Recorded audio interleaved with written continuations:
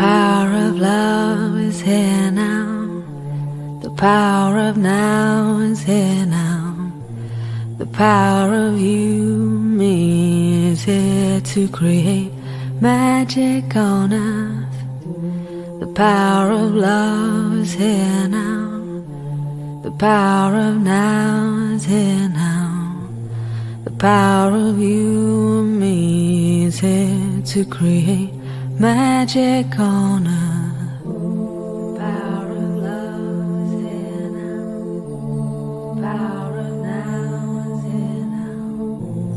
The power of you and me is here to create magic on earth. The power of love is here now. The power of now is here now. The power of you and me is here to create magic on earth. Let the water wash away your tears. Let the fire burn away your fears. Let the wind blow into your life such faith and trust. Oh, let the earth hold you, take care of you, nurture you. Oh, the power of love is here now. The power of now is here now. The power of you, me, is here to create magic on earth. The power of love is here now. The power of now is here now. The power of you, me, is here to create magic on earth. The power of love is here now. The power of now is here now. The power of you, me, is here to create magic on earth. The power of love is here now. The power of now is here now. The power of you and me is here to create magic on earth. Let the water wash away your tears. Let the fire burn away your fears. Let the wind blow into your life such faith and trust. Oh, let the earth hold you, take care of you, nurture you.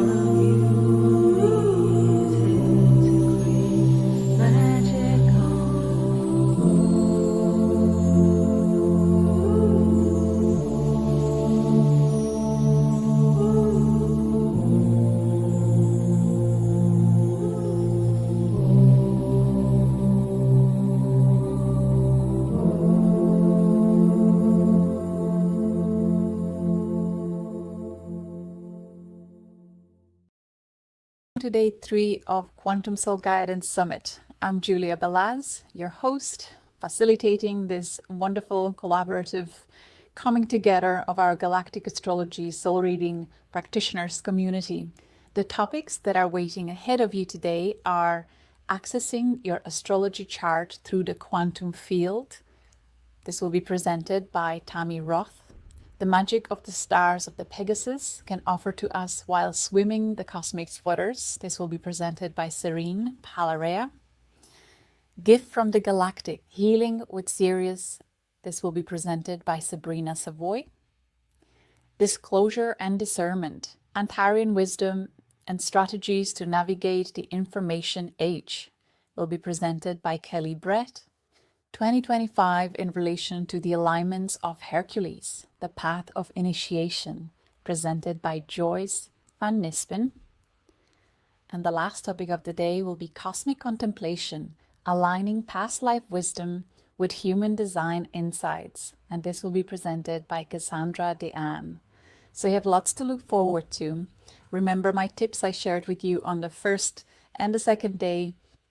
Get your notepads ready and remember to write down the names of the speaker and the topic that speaks to you the most. Whatever you were inspired by, touched by, nourished by, write it down and set the intention to follow up after the summit, connect with the speaker, book a one-on-one session with them if you would like to dive deep into your own alignments, because there is something inside that person that is in deep resonance with your soul. If you had that almost physical body reaction of goosebumps or tingles or expansion of your heart, pay attention to these signs, because it's your soul giving you a sign that yes, look in this direction, there is more here for you.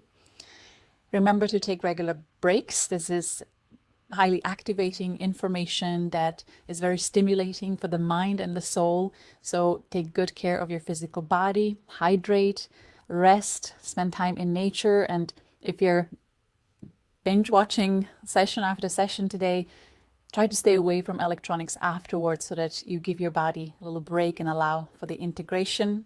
Remember, you will have access to the recording for a week after the summit, so feel free to pause, take a break if needed, and return to the presentation at your convenience. And there'll be an option to purchase the files at a small fee for indefinite use a week after the summit. When you return to my website, the instructions will be there and they'll also be emailed to you. So immediately after the day's streaming, you will receive a link to the replay so you can enjoy that. And please interact with our community here in the comment section. We would love to hear from you. And remember that every speaker will stay behind to answer any questions you may have that are related to their presentation.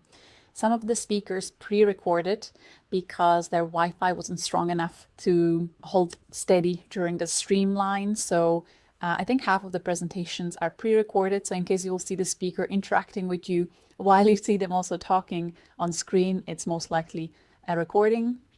And I think half of the speakers are going to present to you live. So I'm really excited about today and can't wait to interact with you in the comment section. Enjoy the day.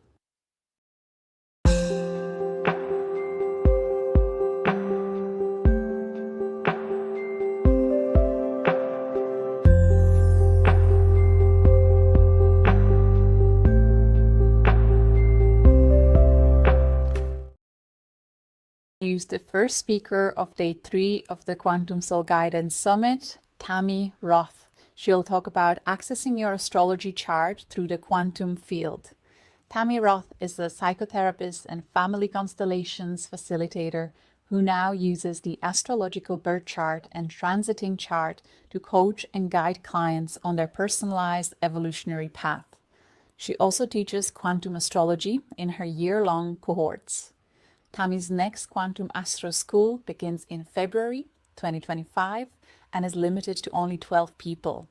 Visit tammyroth.com to learn more. So in this presentation, Tammy Roth will guide listeners on a journey of how they can begin accessing their chart in deeper and multidimensional ways.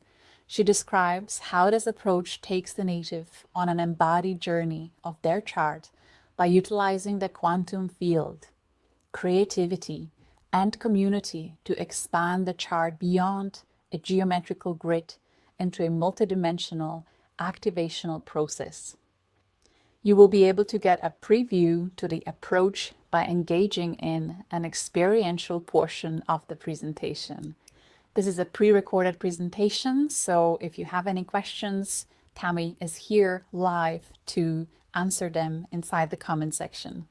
Enjoy. Tammy, take it away.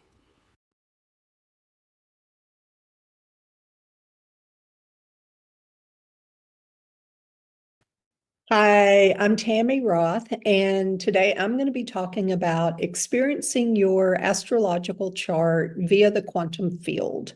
And also want to just say up front that I'm just at the tail end of a cold, and so my throat is a little scratchy, and hopefully it'll hold up through this presentation. So let me start by sharing my screen. I have a slideshow for us.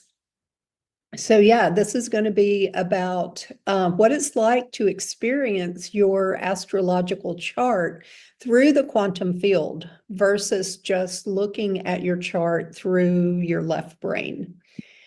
But to start with, let me tell you a little bit about me. My experience is that I've been a holistic psychotherapist for over 25 years. Also, a person in long-term recovery from addiction and complex trauma. So that has always been a part of the work that I do is working. I really, really love working with people who are recovering from those kind of experiences. And I believe that those of us who have, spent many years numbing out, that the reason for that is that we are some of the most sensitive people on the planet. And this is, a really dense planet, and it, it can be really harsh. And so anyway, that's a big part of my past as far as like who I've worked with. And I have long known that astrology is such a key in the healing process. And the interesting thing is that I tried for years to learn astrology. I would take class after class, I would read the books, and it just wouldn't stick. It just was so interesting how I just could not retain astrology. And it was honestly, it was really frustrating because I knew how important astrology was. But now what I believe is it just wasn't the right time for me to learn astrology. And I believe that's because it was moving into this age of Aquarius. And that I was meant to experience astrology in a different way. And I'll tell you a little bit more about how that came to be just a little bit further into the presentation. So the other thing that feels important is my fundamental belief about astrology is that the natal chart is our soul's blueprint, that we have a guide that shows exactly who we are meant to be without all the conditioning of our culture.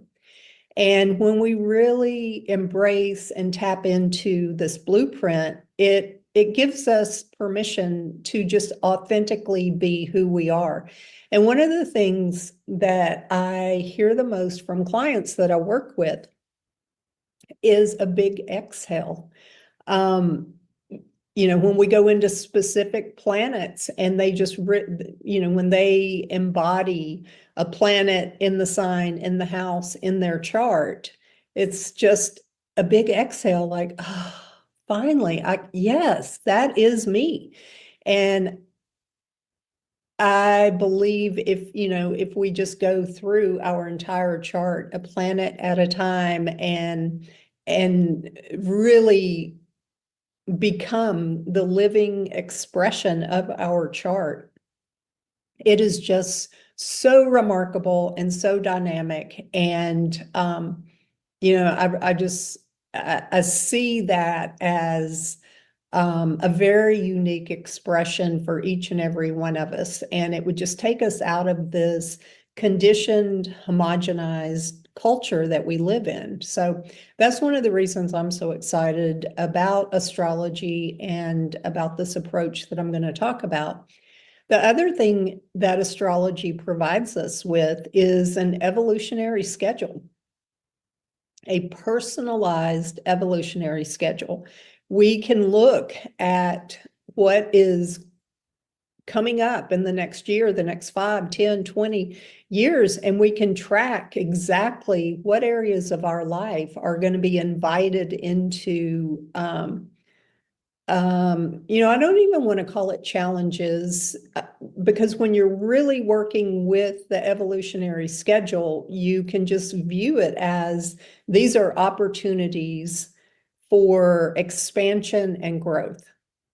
Will it be challenging? Absolutely, it can be, but it doesn't have to be. If you're working with the transits in a way that you really embrace and understand that it's there for you, that these planets are not, there to work against you, then it can really shift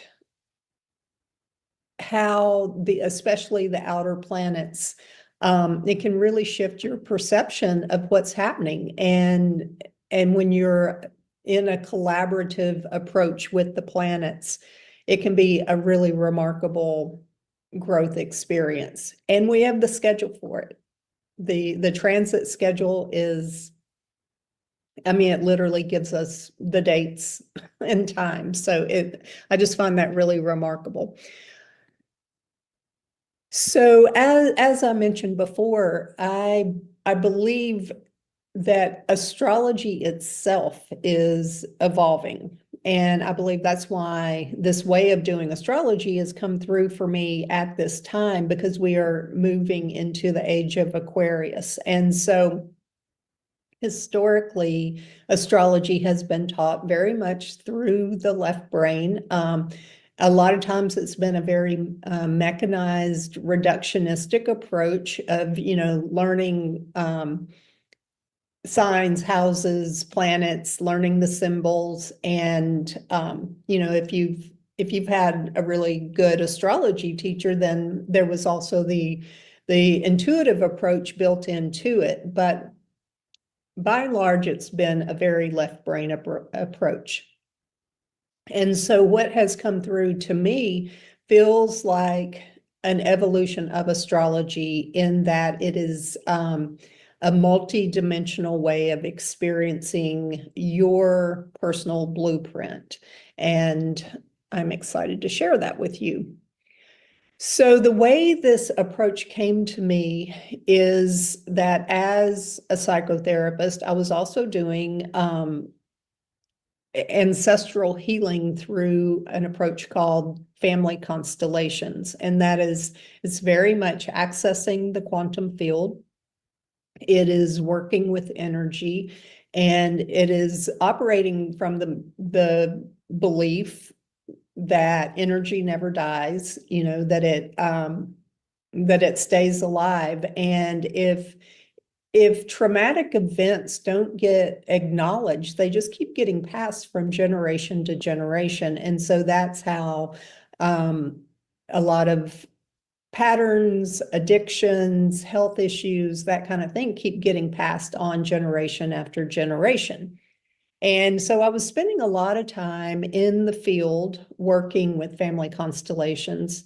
And it was, I was working with an astrologer, and we actually were doing a retreat where she was introducing people to their north and south node, and I was taking them into the field with the energy of their north and south node. I didn't understand astrology at that time. Even though I had tried over and over, I was still in this place of really not understanding astrology. But when we started getting in the field with it, all of a sudden, it just became alive to me. And I was able to understand the language. And an interesting thing is my south node is conjunct the galactic center. So I've often thought that maybe that was part of it as well, by accessing it in the quantum field, that that I was able to get the galactic download that I hadn't been able to get when I was just trying to learn astrology, more through the left brain approach.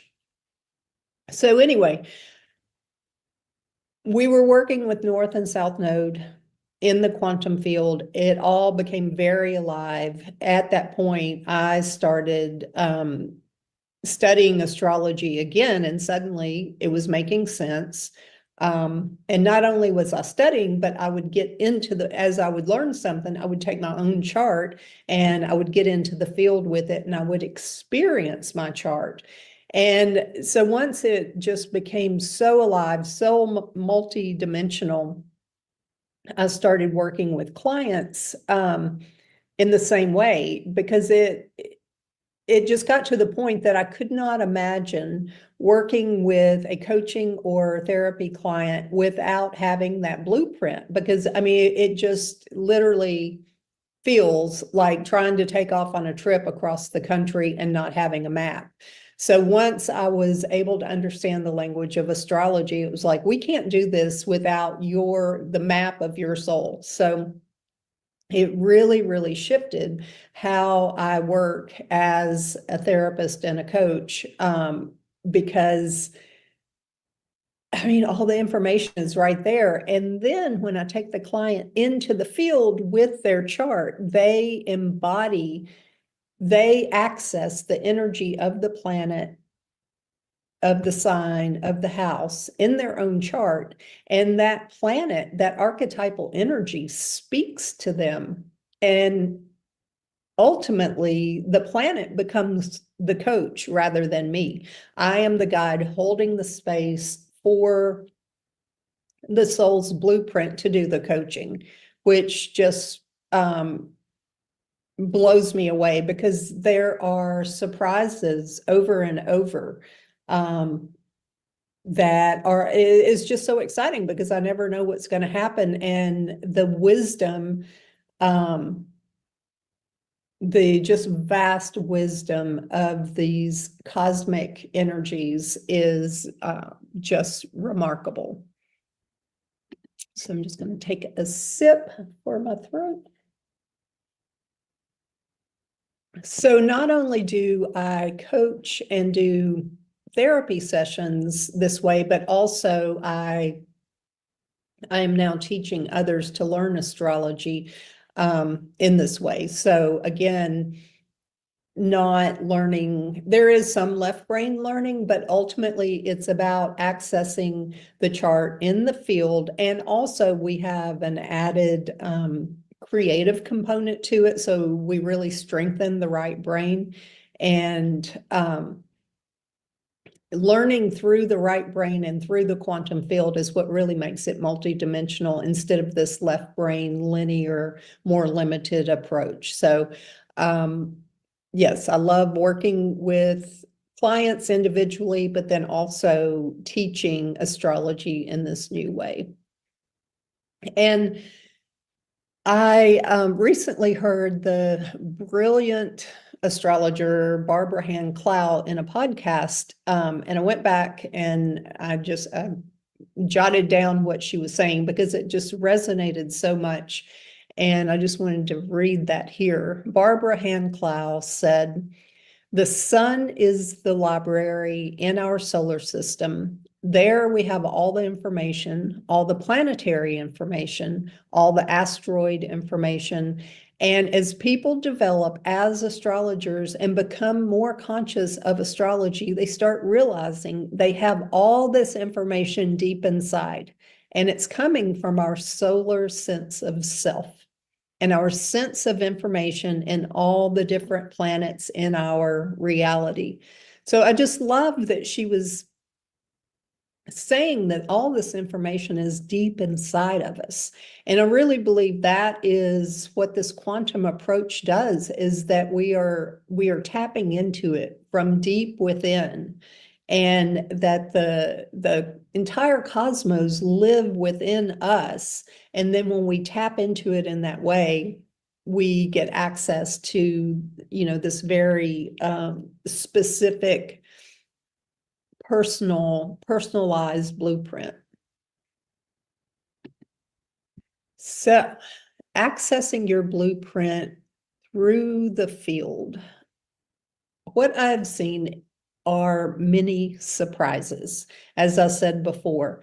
So one thing is, one of the first things I started noticing is that there have been consistencies occurring through with all the clients that I work with. So there have been patterns and consistencies. And one of the main things is that the planets that have historically been labeled malefic, and that people can tend to be, somewhat afraid of, like Saturn and Pluto, or the sign of Capricorn, that this is just our human projection onto these planets. Because what I've seen very, very consistently is that these planets, Mars, Pluto, Saturn, they are remarkably supportive. They are there for us. They are there to support us. The difference is that it may be more in the energy of a tough love approach. But what I have definitely discovered is that the suffering or struggle on the human part is that only comes from our own resistance to what the planets are guiding us toward. So if you think of the planets as helping us evolve, that's their ultimate goal, is for our own evolution. And they are supporting us in our evolution. And it's when we cling to the past and we don't surrender to where we are headed that the struggle comes into play.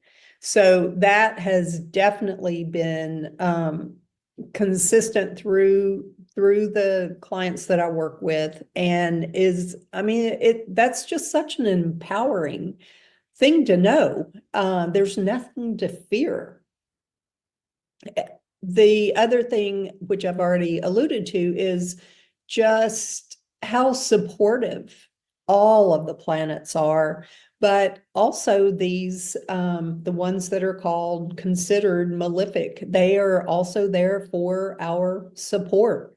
All of these planets absolutely unanimously want to support us in our evolution. And I just have to believe that the motive of the cosmos supporting us in our evolution is because our evolution affects the evolution of the cosmos. That it's all interconnected. So again, it just becomes very empowering and encouraging. And, when you can just relax and know whatever's happening is absolutely happening for me. And the most important thing I can do is to not resist it and to look for the gift rather than focus on, the loss. So that is some of the surprises.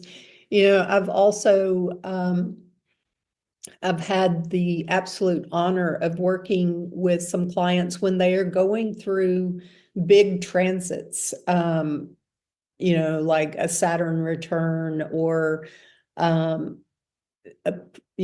Pluto conjunct a North Node, or, something that is really significant.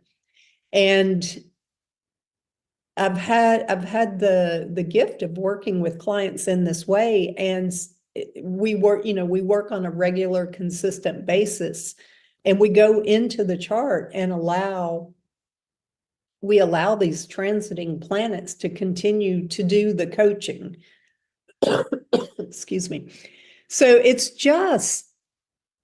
such a remarkable way to utilize the chart. And I get so excited just knowing there's something beyond our intellect that wants to guide us. It's truly a spiritual, cosmic approach to living and evolving. So I wanted to share some experiences that these are all clients who have agreed for me to share their stories. And so Liz is someone who was already trained as an astrologer, and then she joined the Quantum Astro School and wanted to experience her chart in this way. And so Liz and I were having a conversation, and she said, because she already had so much knowledge about astrology, sometimes it would be hard for her to let go of like her left brain knowing and really drop into the experience. And so what I did was, you can set up, it's called a blind experience. And so what I did was, I had Liz step in. She didn't know the energy that she was stepping into, but it was traditional astrology. So she begins to access the energy of traditional astrology.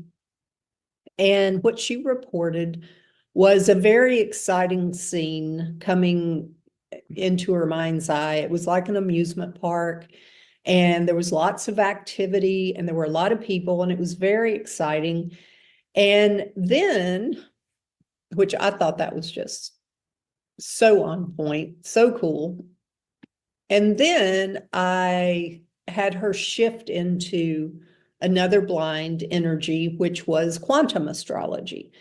And again, she didn't know the energy that she was accessing. Well, when she shifted, she got the visual of being on a dock at a lake, and she was looking into the water and seeing a reflection of herself. She said it was very still and quiet and peaceful, and she could see herself.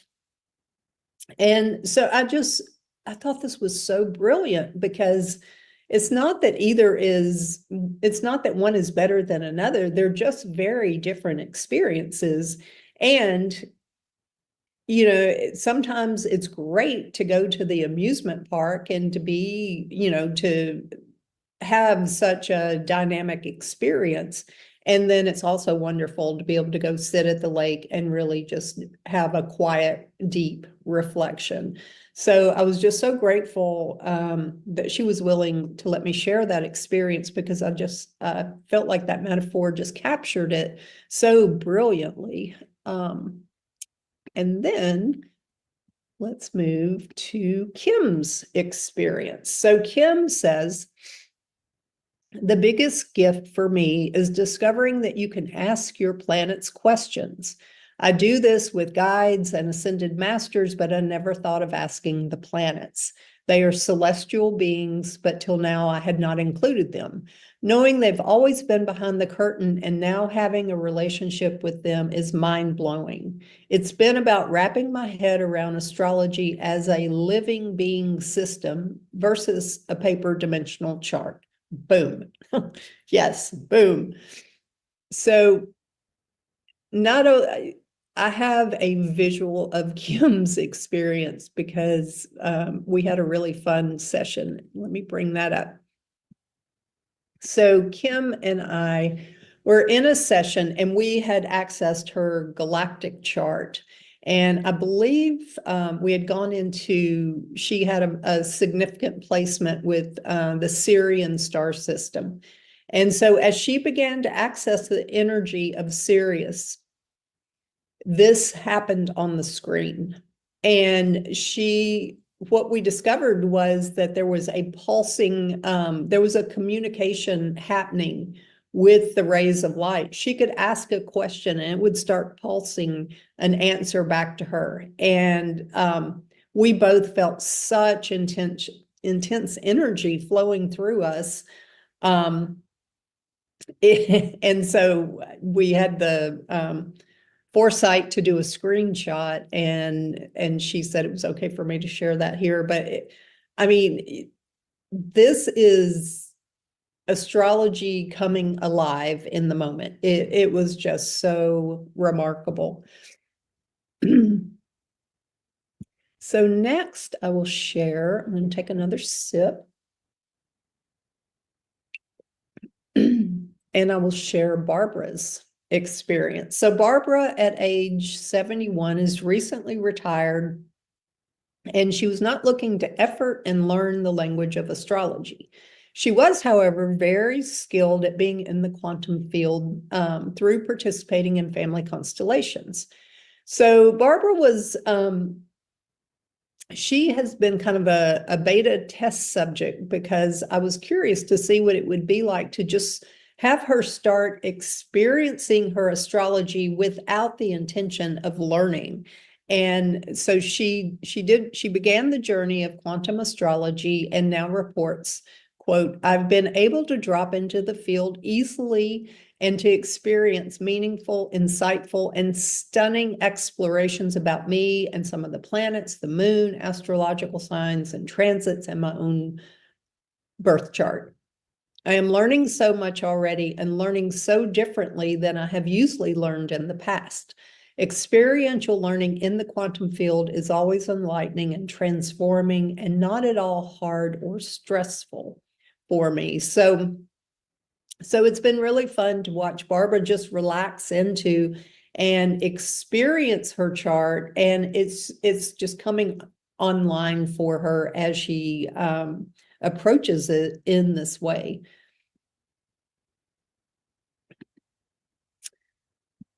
All right, so in just a moment, I'm going to guide you into an aspect of your own chart. But before that, I wanted to just share that, you know, all of the presenters in the summit, that we have a gift that we want to share with you. And so my gift to you is a Facebook group that you can join. And that might seem like, well, that's not much of a gift. But the reason I wanted to share that is because within that Facebook group, I do a lot of live Zoom groups where we will experience specifically transits when they are happening, and then we'll share them with each other. And it just feels really, really expanded when we come together and do that. So I try to keep it a very active group, and I report on, you know, things that are happening astrologically, but then we have live gatherings. So that's what my gift to you is, to the invitation to become a part of this community where we can gather live together and experience transits as they are happening and experience them in the quantum field. All right, so let's get into the field with an aspect of your own chart. And what we'll do is, if you can just be somewhere quiet, and you can do this with your eyes open or eyes closed, either is fine. And what we're going to do is explore your sun sign, because I feel like most people probably know what sign their sun is in. And if you know what house it's in, even better. Okay, I'm going to cough. Yeah, this cold during a presentation is unfortunate, but I think my voice is holding out, so that's good. All right, so let's start by just having you connect with your breath. And just feel your breath coming into your heart center.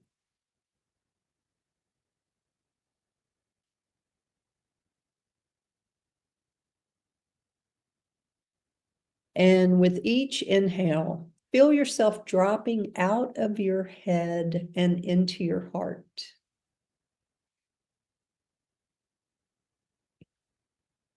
And when I say dropping out of your head, just dropping out of what you know about your chart, what you know about astrology, and just drop into your heart and allow yourself to access the wisdom of your heart versus the knowledge in your head. And also just allow yourself to be surprised, because that may happen. So just taking a few more inhales.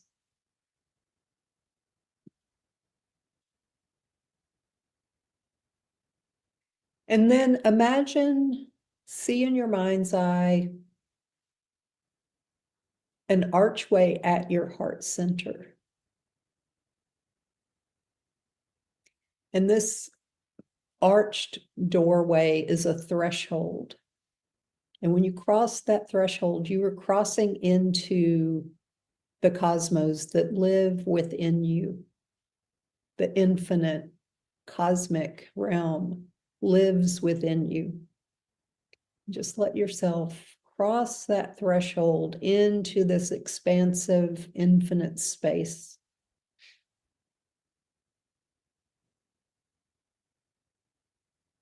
And the quantum nature, holographic nature of this is that within this quantum field, there exists you and another archway at your heart and another threshold into another cosmic realm. And it just keeps going and going because it's infinite. And so just let yourself feel this cosmic realm. And then what I want you to do is to begin to access the energy of your natal sun, your natal sun sign. And you are going to become that sun. You are going to step fully into the energy, the archetypal energy of your sun sign in your chart.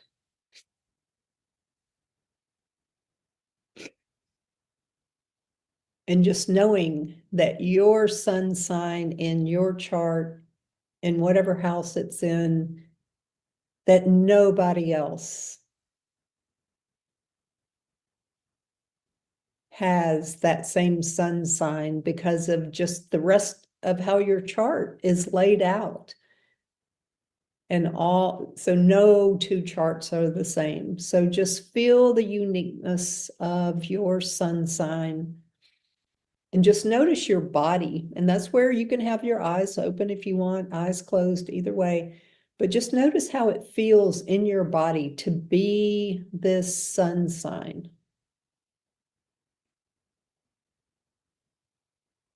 And as your natal sun sign, what message do you, as the sun, have for yourself? What message does the sun have for you of how you can shine more brightly, of how you can be fully in your radiance? As the sun, just notice what information is there, what wisdom wants to come through the sun.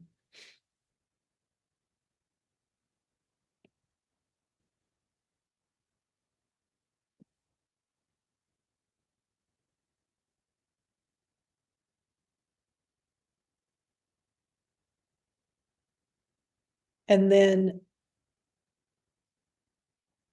as the sun, just notice what really restores and refuels you, what lights you up as the sun, what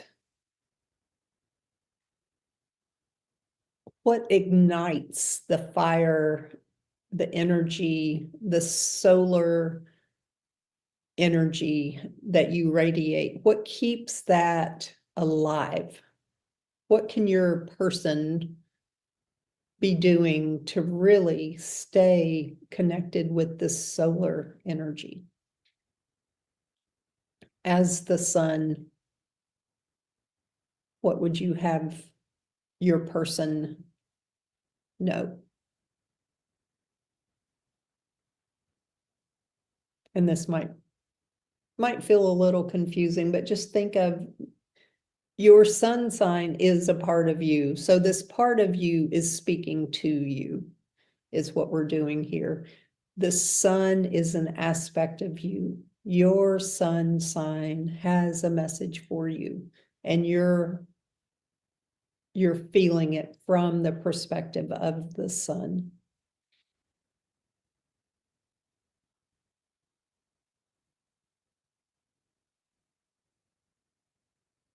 And then as the sun, are there any planets close to you? Within a few degrees of you? Are you aware of those planets? Like what might your relationship with these planets be?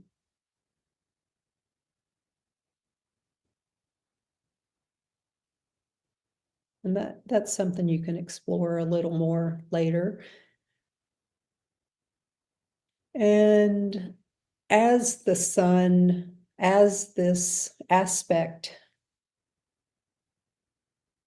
of you, the sun aspect of you, are there any final messages that you want to convey? Any tips that will just help you shine as bright as possible?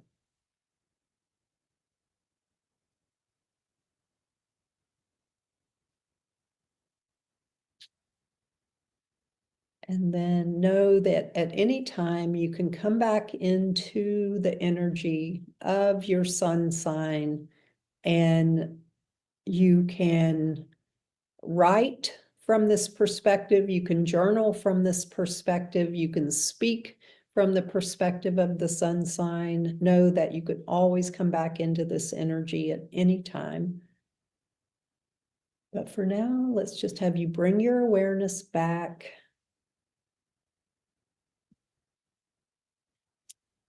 And we will stop there. So thank you so much for being a part of this presentation, and thanks for your patience with my cold, but I think I held out, so that was good. I look forward to hearing any questions that you have, and I hope to see you in the Facebook group. And thank you so much for sharing this time with me. All right.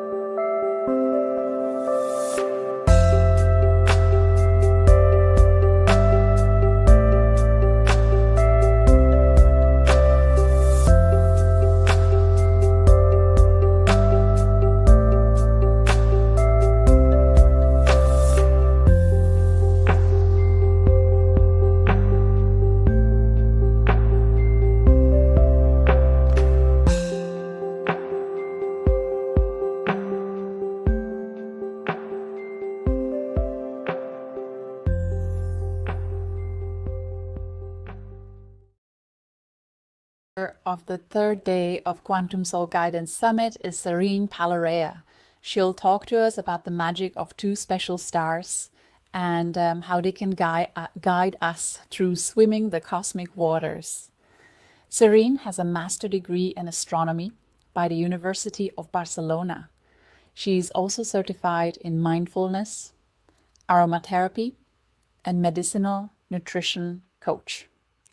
Once she left the university 30 years ago, she studied transpersonal psychology and began to awaken her healing gifts, becoming a gifted master healer.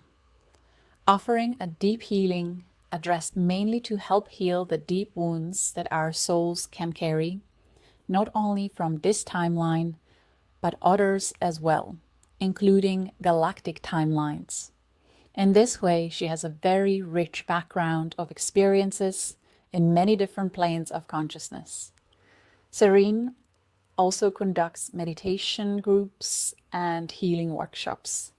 She's also certified in Quantum Soul Guidance, Galactic Astrology since July 2022, blending with it its own healing experiences.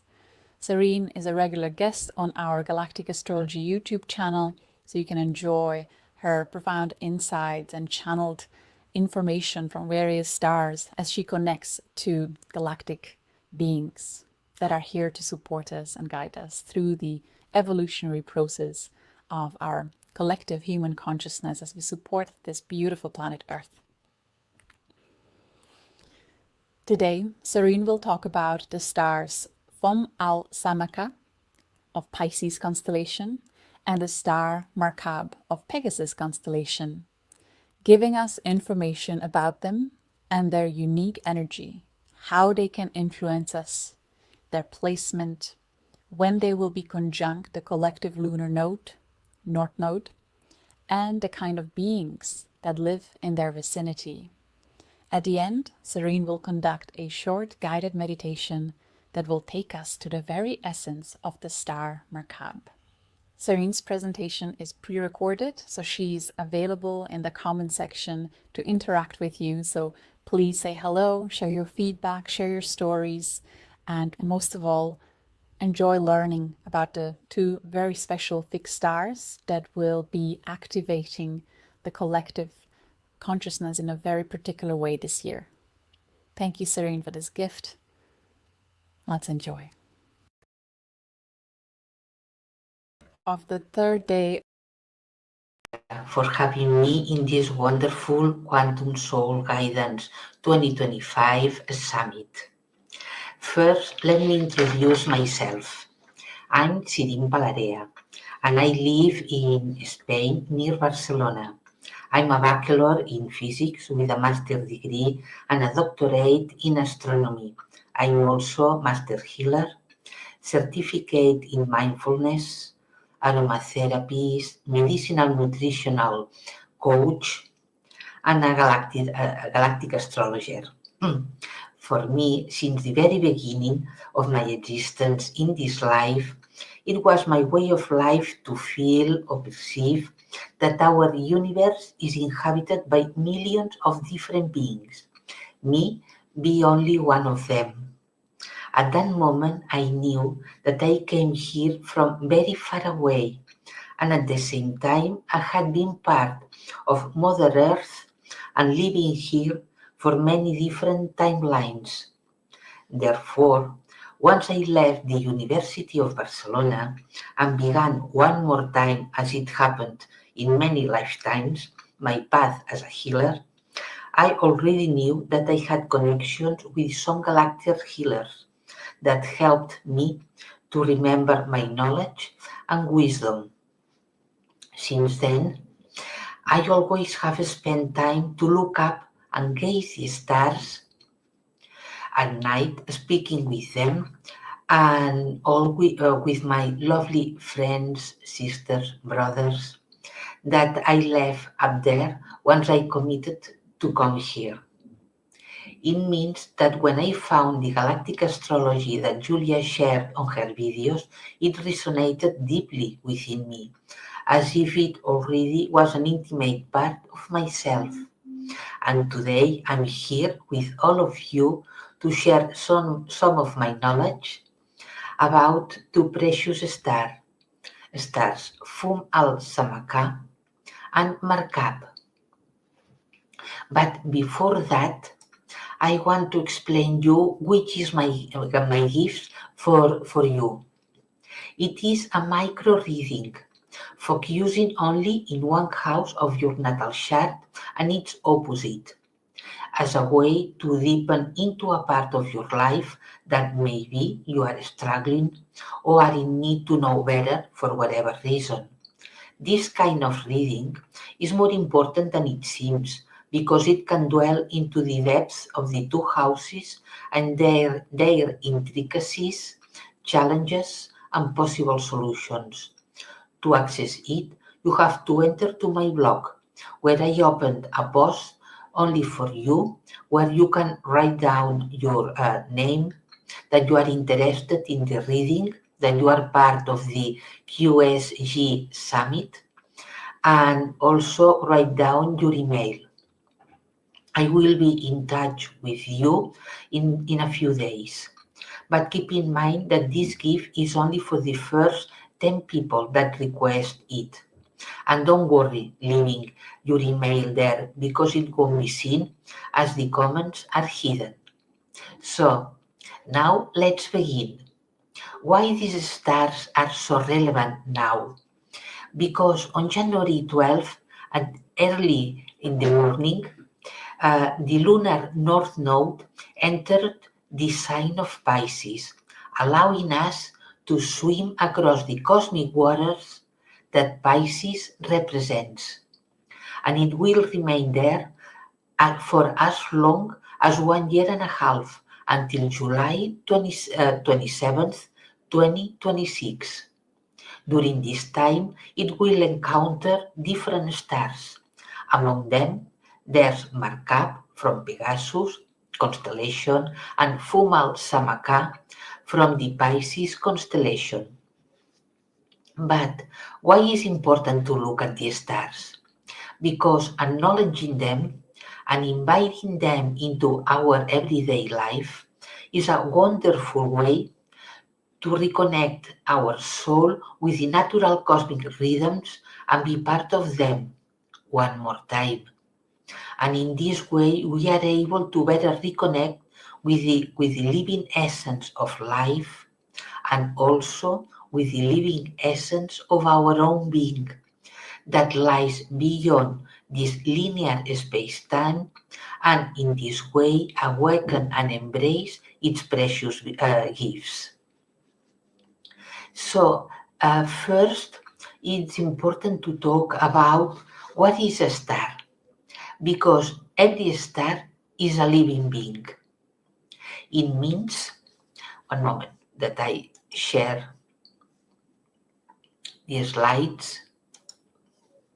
So now, a star is a living being, a soul incarnated in a solar body with a purpose to exist and with a set of unique characteristics and potential to manifest throughout the solar system in manages. And as a soul, it has a life force for its own that exists beyond our wildest imagination, that gives to the star the love of creation and the love of existence, that for themselves generates a love eager to manifest itself, to create, sustain, and give its life force for the highest benefit of all creatures. The energy of any soul encompasses many different levels of consciousness. Therefore, a star is not only a being existing in a level 3 of consciousness, but that can go beyond it to the 6, 7, even 8 level of consciousness. Some stars are single, while others can be part of a binary system or even part of a 3-4 star system. But in any case, they are never alone, because each star is connected to the others by a luminous thread, and all together create a magnificent web similar to the one our 5 neurons create within our brains, as we can see here in the picture. In this way, each one can support each other, share information, and connect with the center of the galaxy, transmitting light codes and luminous waves of light and high frequencies. Moreover, each star is a portal for its own, while having its own unique energy and potential. And it is not about size, but about essence. And as in every society, the elders teach the youngest ones. We can say, in reality, that they are part of our cosmic mind and can bring knowledge and wisdom to us. Therefore, we can connect with a star, for example, during a meditation, and receive its messages and energy that will help us to recover part of our magnificent cosmic being. Some stars can connect with us deeply than others, but each one is a precious being. So now, keeping that in mind, let's talk about the star Fum-Al-Samakah. But for that, first we have to enter into the realm of the Pisces constellation and swim within the cosmic waters it represents. So the Pisces constellation, or the fishes, we can say also, is a big constellation, the 40th of all 88 named constellations. Its asterisks as you can see here in the picture, is a pair of fishes connected by a cord that join at an apex. It is placed in the northern celestial hemisphere between Aries and Aquarius. It has 18 main stars, and of them 13 have planets. And also it has many deep sky objects. It can be seen between the latitudes north 90 degrees to south 65 degrees. And we can say that the March equinox, placed at 0 degrees Aries, is when the Sun enters the sign of Aries, is currently located within the Pisces and Pegasus constellation. By the Kabbalist, the Pisces constellation of the fishes are associated with the Hebrew letter Kaf and the Tarot Tran, the moon, as you can see here in this picture. Here are the letter Kaf that represents the path in the tree of life from the Sephira Netzah to the Sephira Malkub.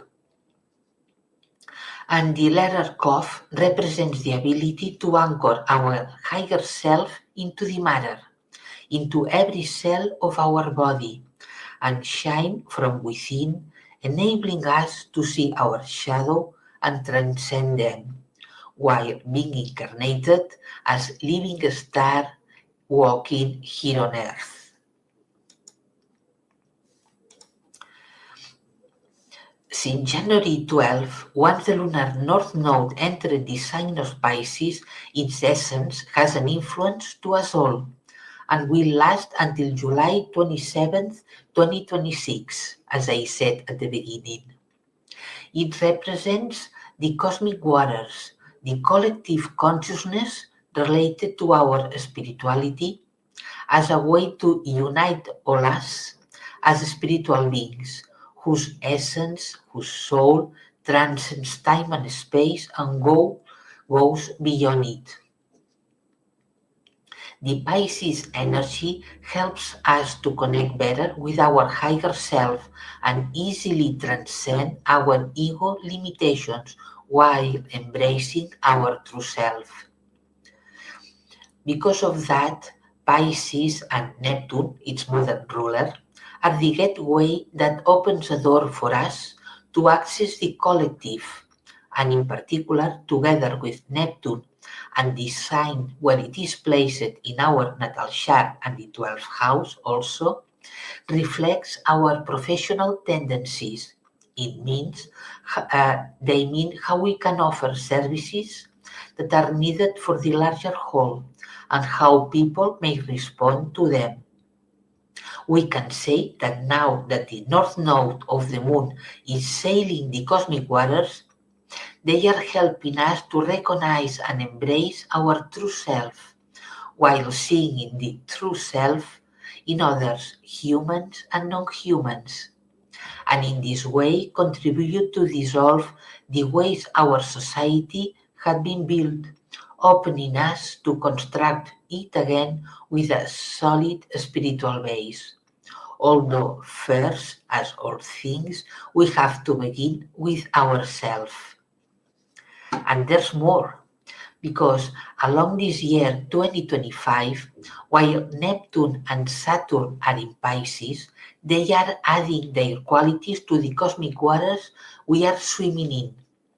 Also, Venus is in Pisces right now, and until on February 5th, that she will enter the sign of Aries, adding its own essence about having pleasure, to connect with our higher self, to bring it in the here and now, for example,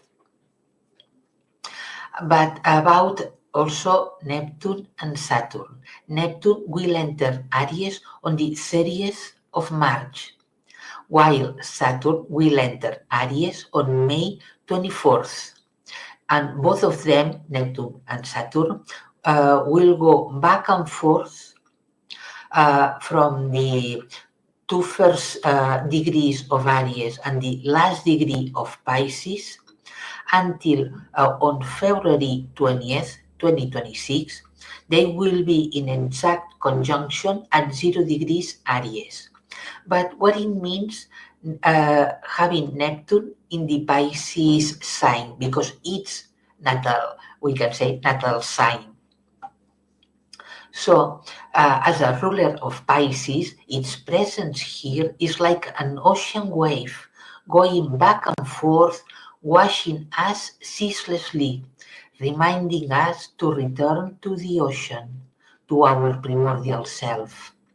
And in Pisces also means the dissolution of a global cycle where we had been until now, while Saturn represents more the authority that looks for any wrongdoing to analyze, criticize, or even to punish with penalties. It represents the structure, educational, political, legislation. It questions their credibility or the lack of it. In a more personal level, we can say that Saturn can represent the ego that lies within us. Although in a higher level, when Saturn is in Pisces, can represent the finger of God, Goddess, that is pointing towards us, helping us to receive and integrate better our higher self. It was as if our higher self was knocking our inner door, saying, knock, knock, knock. Are you here? It's me. It's your marvelous you. So, while Neptune in Pisces, the ocean waves are crashing once and again the institutions, eroding them. And in a personal level, the spiritual waves carrying light codes are eroding our pride within and the ego we have built very carefully, encouraging us to open an inner space to receive and integrate more and more higher versions of our higher self. Or what is the same, receive our future self and embrace it in the here and now. In this context, the stars that lie within Pisces add their own precious essence to the Pisces atmosphere. So let's begin with Fum-Al-Samakah. This star, as you can see here in the picture, for me, this picture is really beautiful and represents or seems that the star is swimming across the cosmic waters, really. So this star is a single star placed in the mouth of the western fish. Is blue-white, placed at 18.66 degrees in Pisces, and it has an orb of influence of 1.10 degrees. It is approximately 492 light years from Earth, with a visual magnitude of 4.53. So it means that it can be seen with a naked eye. Our Sun conjuncts it from March 7th to March 9th every year.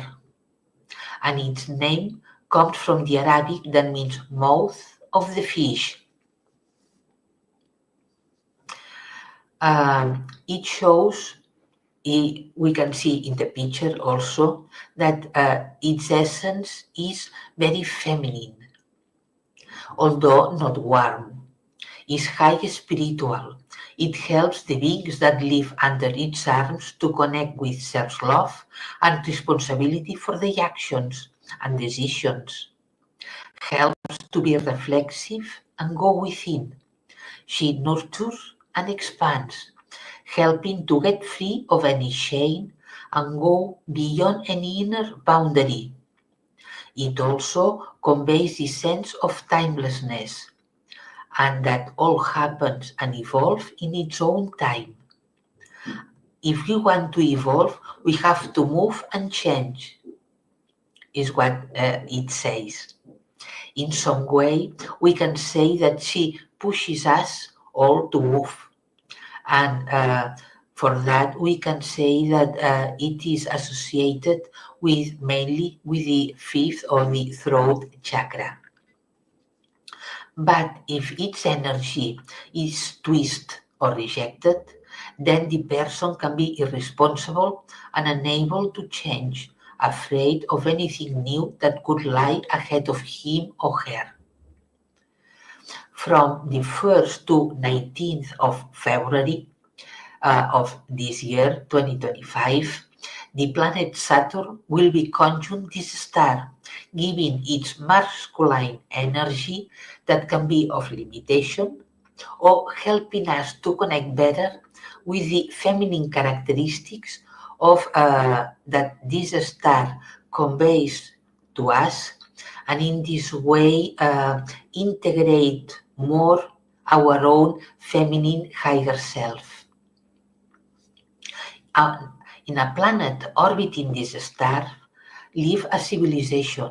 Well, there are many civilizations that live orbiting this star.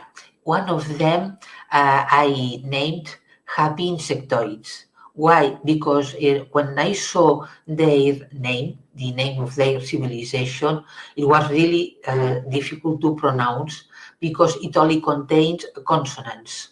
Many H, T's, C's. So I asked, and happy insectoids is okay? They say yes. So, happy insectoids. They are not a spacefaring civilization because they don't want to.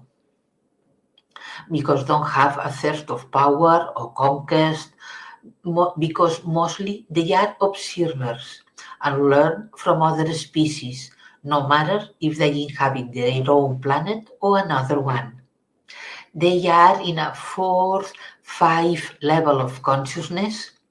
They are only 1 meter or 1.20 meters tall, although the males can be a bit taller. And now they are happy. But before that, things were different, until they went through a deep transformational process as a civilization.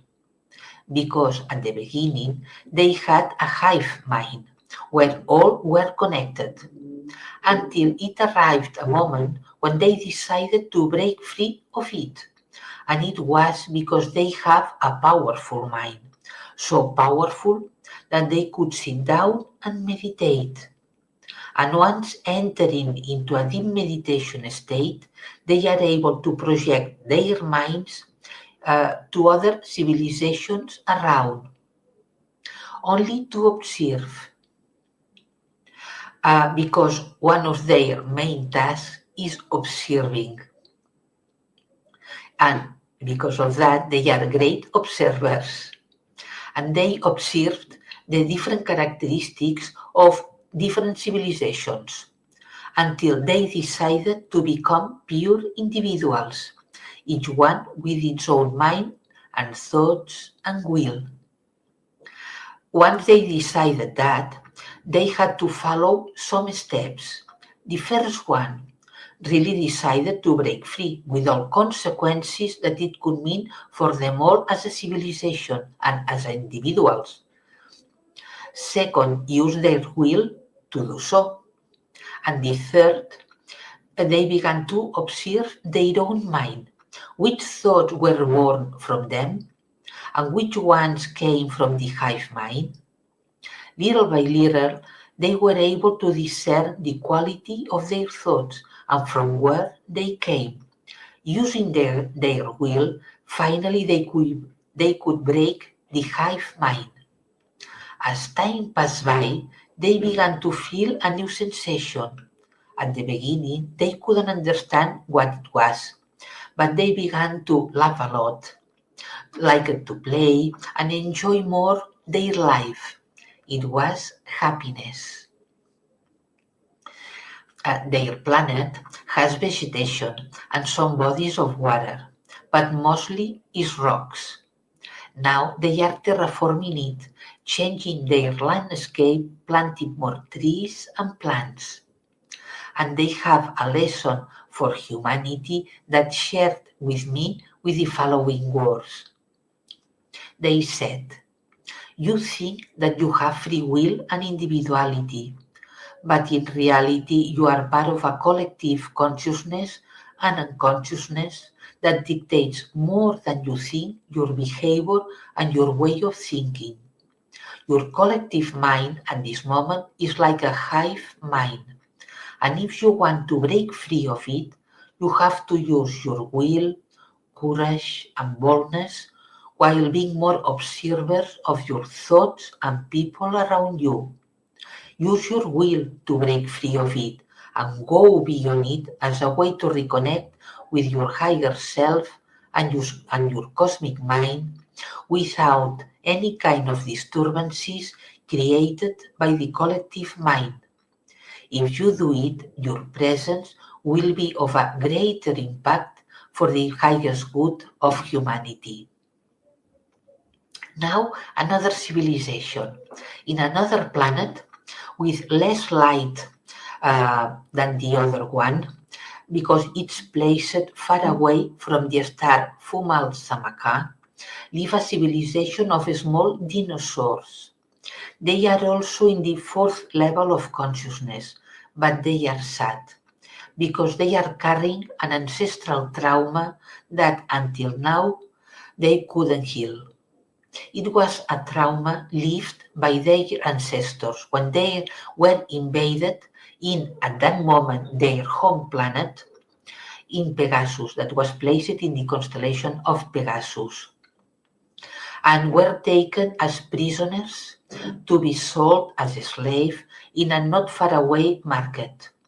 But during the flight, something went wrong, and the ship that carried them had to land and get rid of their living cargo. So they were left in a solitary and dim harsh planet with barely vegetation or water. Once there and alone, the ancestors fought to survive, and during their quest, many died along the way.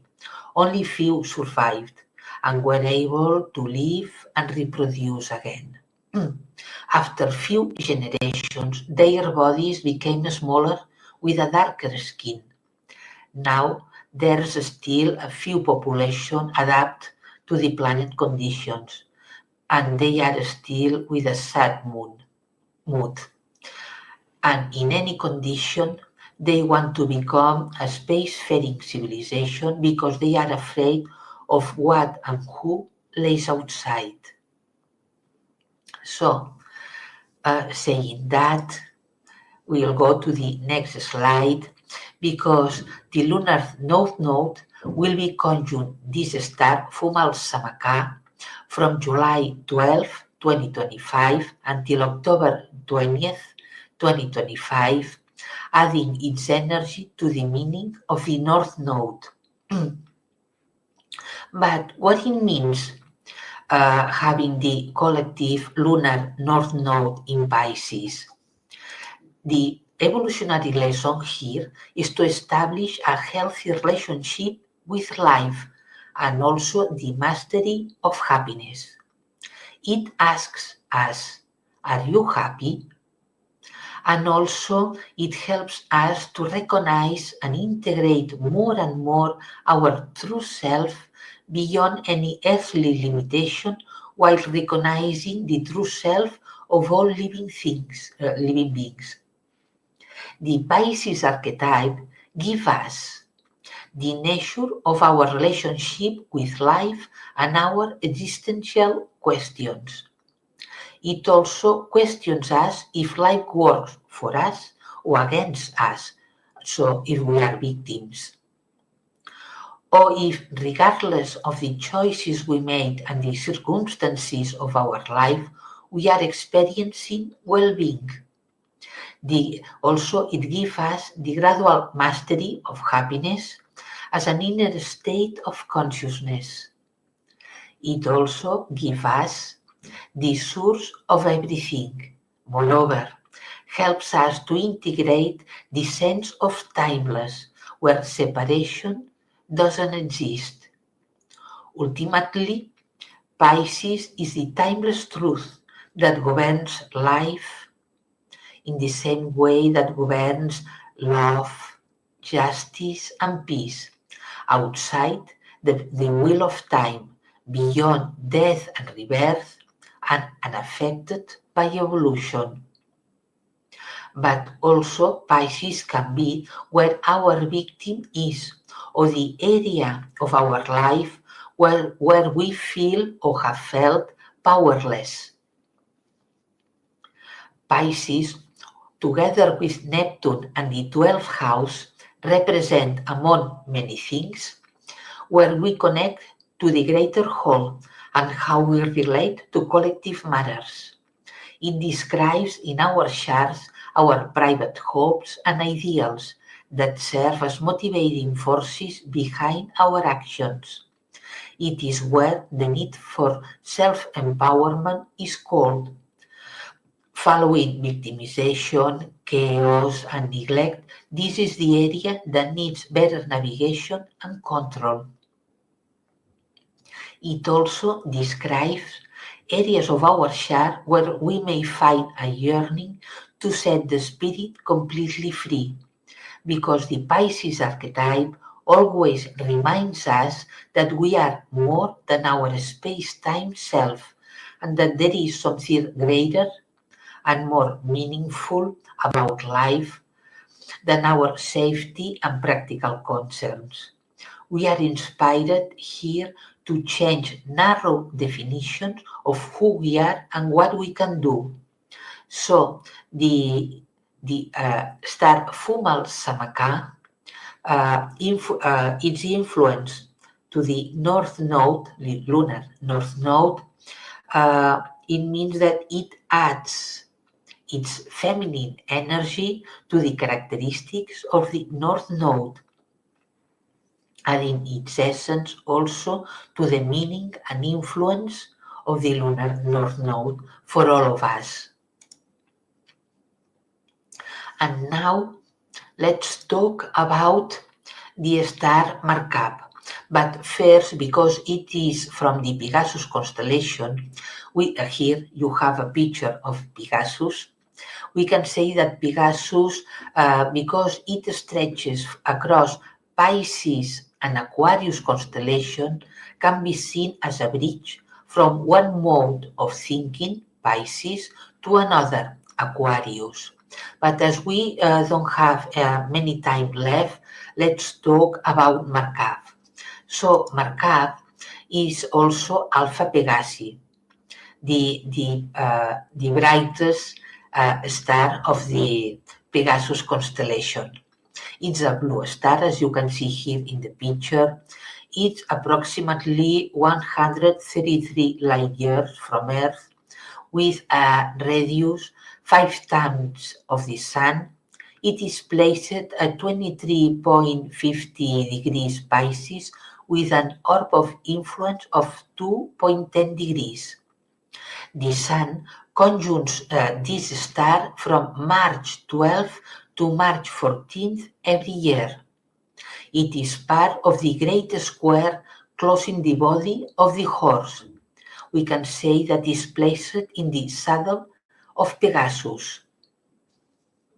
And in Arabic, its name means the saddle of the horse, while in the ancient Hebrew, the name Markab means returning from afar.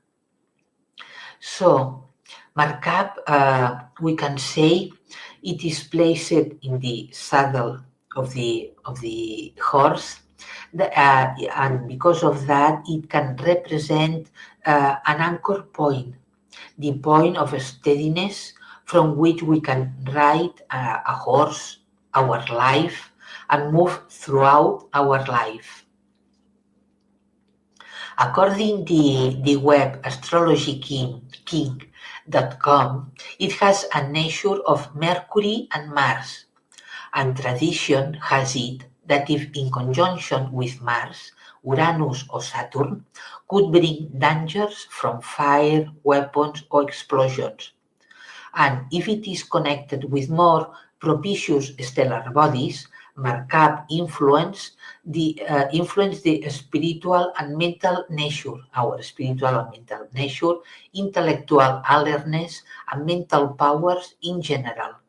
But if we deepen more within its essential nature, invoking its very soul and essence, we can find something more enlightening, because it invites us to go within, to care of us and our being. Its essence is about sensitivity, giving us knowledge of the spiritual energy that is within and that surrounds us and helps us to receive spiritual messages.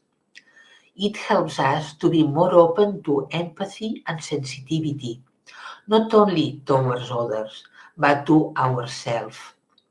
We can say that it embodies a feminine energy that helps us to open an inner gateway to explore more ourselves from empathy and compassion, and in doing that, open our way of life differently, being more sensitive and empathic.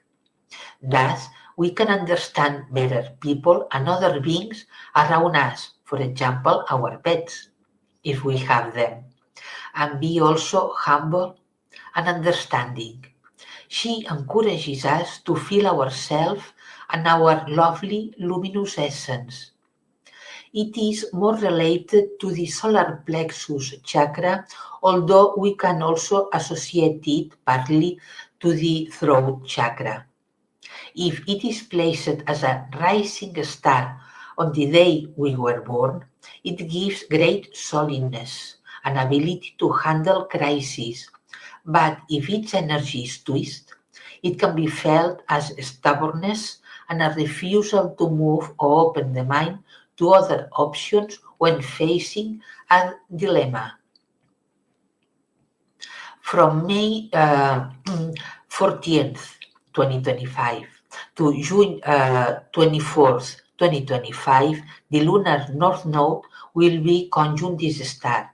So the star will add its energy to the meaning of the collective lunar north node in Pisces and its evolutionary lessons. Therefore, while the collective north node is swimming the Pisces context, receiving the influence of Neptune and Saturn's profound relationship, the encounter with the star Markab says, yes, you are navigating cosmic waters with Neptune crashing against Saturn while opening to the whole. But now, calm down, stop for a while, take a deep breath, and look at me. Feel me and allow yourself to connect with my essence. And this is what now we are going to do. So let's meditate with this star. For that, close your eyes and begin to breathe in and out slowly and deeply.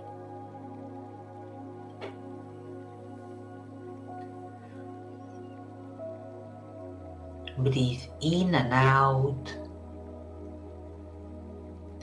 filling your lungs.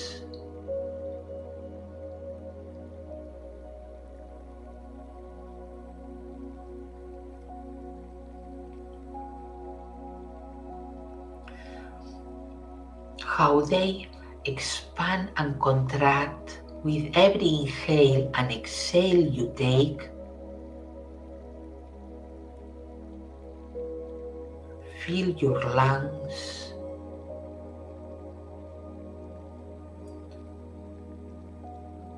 While breathing in and out.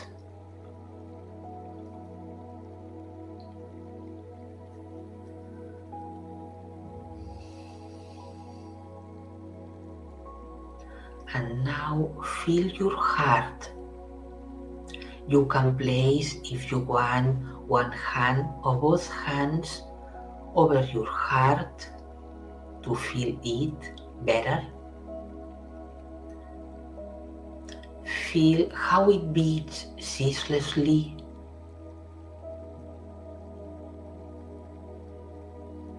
how it gives you life and connects you to life, to love.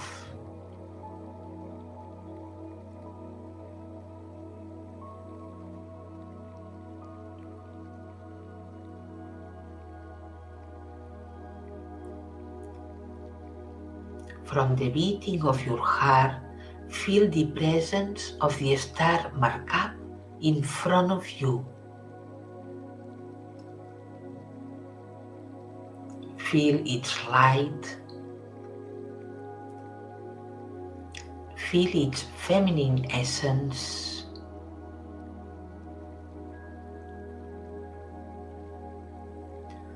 And let it enter into your heart and speak to you. You can invoke its precious essence and allow it to enter into your heart.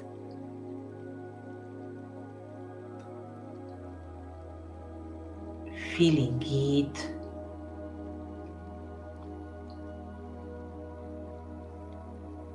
listening to it.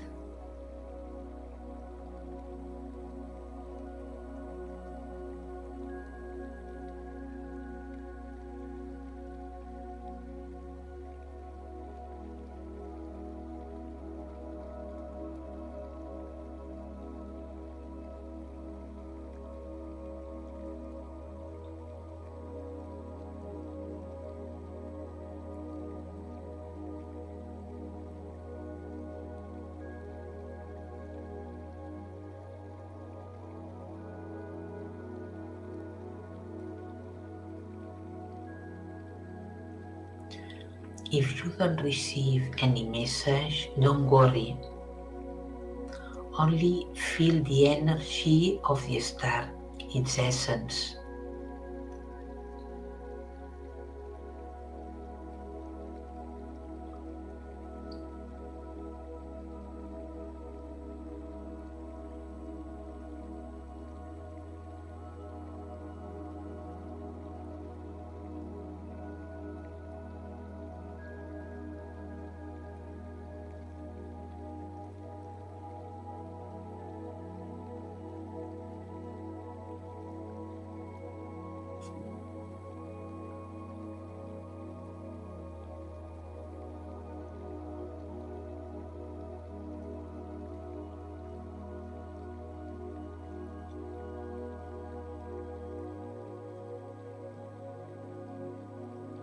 And now, little by little, begin to return to the here and now, to your body.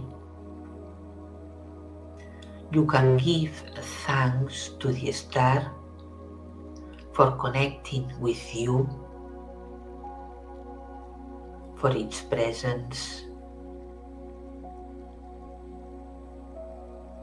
And slowly you can begin to open your eyes.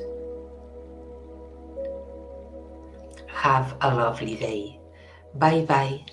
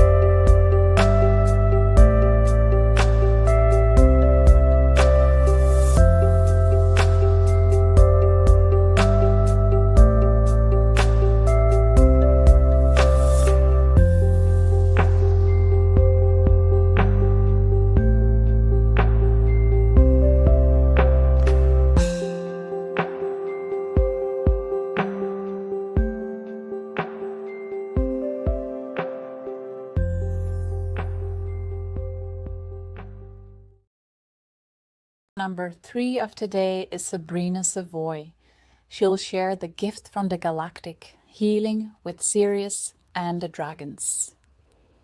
Sabrina Savoy is an international Usui Reiki master that delivers healing messages that support our divine human potential.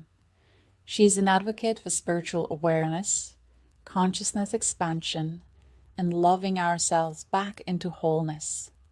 Her quantum soul guidance reports weave our sacred soul essence and galactic lineages into this physical reality so that we can strengthen our alignment to our multidimensional selves and feel the space being held for us while we do this healing work. In 2019, Sabrina self-published a book called Infinite Me, which provides us with a tool to create nourishing neural pathways in our brain and assist us to become aware of the power of our thoughts on our health. Sabrina became a certified quantum soul guidance practitioner on July 17th, 2023. She's also a certified yoga instructor since 2015 and trained in Meridian Qigong since 2021. So today, Sabrina will share a physical body technique that she learned from the Sirius star nations. Sabrina's energy work is often accompanied with the love of the dragons, and they are very much part of the earth healing part of this technique. Sabrina will share her story of receiving this information from the Sirians. She will also teach us the symbol to bring forth the Sirian healing energy. We will do a healing meditation practice together with this symbol. Sabrina is here live presenting this right here, right now. So if you will leave any questions for Sabrina in the comment section, she will be available to answer them directly after the presentation. She'll stay behind and go through the comments and will connect with you directly there. Thank you so much for being here, Sabrina. May we all have an amazing experience with the Sirians and the dragons guiding us, supporting us with this special healing technique. Hello, everyone, and thank you, Julia, for that warm introduction. It is such an honor to be here with all of you today. And I just want to say I'm so grateful to speak at the first ever Quantum Soul Guidance Summit of 2025. And thank you to all the talented and well-respected Quantum Soul Guidance practitioners presenting in this amazing summit. And thank you, Julia, for which this would not be possible. So I'm really excited to share what I have prepared for you today. So in the comments, let's use that to communicate with one another. I'd love to know if any of you watching this feel a connection to dragons or have already experienced them. I'm going to share a little bit of galactic astrology with you, mainly as a reference tool of how I realized that I am of ancient dragon origin. And then we're going to get into some Sirius star facts and the symbol, and I'm going to teach you how to use it. So if you want to grab a paper and a pencil so you can draw it, and if you're on the road listening to this, then hopefully you'll catch the recording. Okay, so we're going to get started. Just want to take a nice deep breath here. And for all of you at home, take a nice deep breath in and just start to feel all the love surrounding you now, calling in the highest versions of yourself as well as my own to come guide this conversation, this presentation. Excellent. All right. So my journey really began in 2008, and it was when my mother was diagnosed with a rare form of breast cancer called inflammatory breast cancer. And then a month after, Usui Reiki seemingly just fell on my lap. And once I began studying it, I felt like this was what I was looking for my whole life. So during this time, being born with the sun in the 12th house really came alive for me. So I have a sun in the 12th house, and I became fascinated with what was happening inside of the body, especially when there was disease. So Reiki and the work of Louise L. Hay became my roadmap for a very long time after that. And that was also when I started to discover the work of our brain and how neural pathways are formed and how it all comes together to create our health, internal and external. So looking at my mom from the outside, she was fit, healthy, outgoing, never smoked, never drank, so really lived a healthy lifestyle. So looking at her from the outside, she was not a textbook case for someone you would think would develop this rare form of cancer.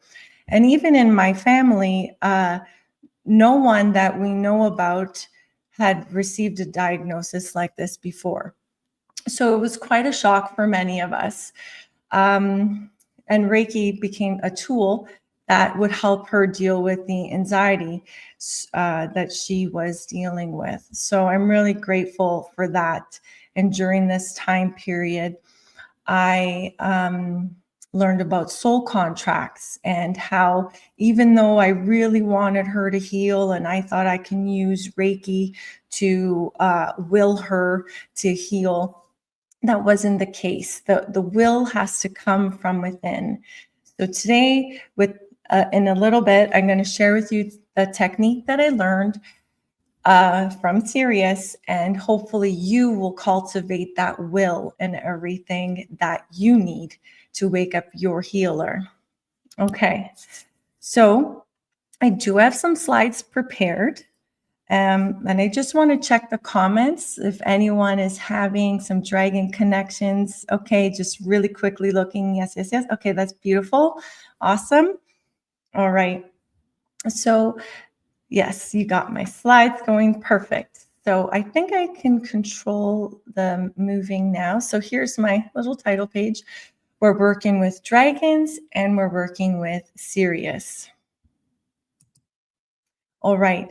So to give you some background on my Galactic Astrology, when I was still a student in Julia Balaz's course, the Quantum Soul Guidance Practitioner course, in 2022, I got my first ever reading when I was still a student, and I worked with Ruth Taylor, and she came back to me with a report that said, I really feel like you're of ancient dragon origin, but I can't find anywhere to really place that in the chart to validate that. So that was okay. She didn't realize, or she didn't know, that I've had this dragon connection since I was a little kid. And it was when I was 15 years old, I saw this image of a dragon. And I just kept it really close to me. And the feelings that this picture would bring me were feelings of majesty, of poise, of confidence, and this feeling of like I'm eternally protected and there is a support with me. So maybe just see a dragon in your own vision and maybe ask yourself, what energy does this bring to you? So I was 15 when I had that experience with the dragon. And I really had no idea why, because I did not grow up playing video games or things that really incorporated dragons, but it was just this innate attraction I had within me. And I just didn't know where it was coming from. So then we go back to that year in 2022 when Ruth Taylor did my first ever reading. She thought I was ancient dragon, but couldn't really place it anywhere. And then I finally became certified, and every client I started receiving, I would dowse first and check the Akashic records before I would run their galactic birth chart.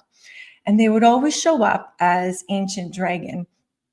I did receive other soul origins, just so you know, but just at that beginning, there was many ancient dragons coming.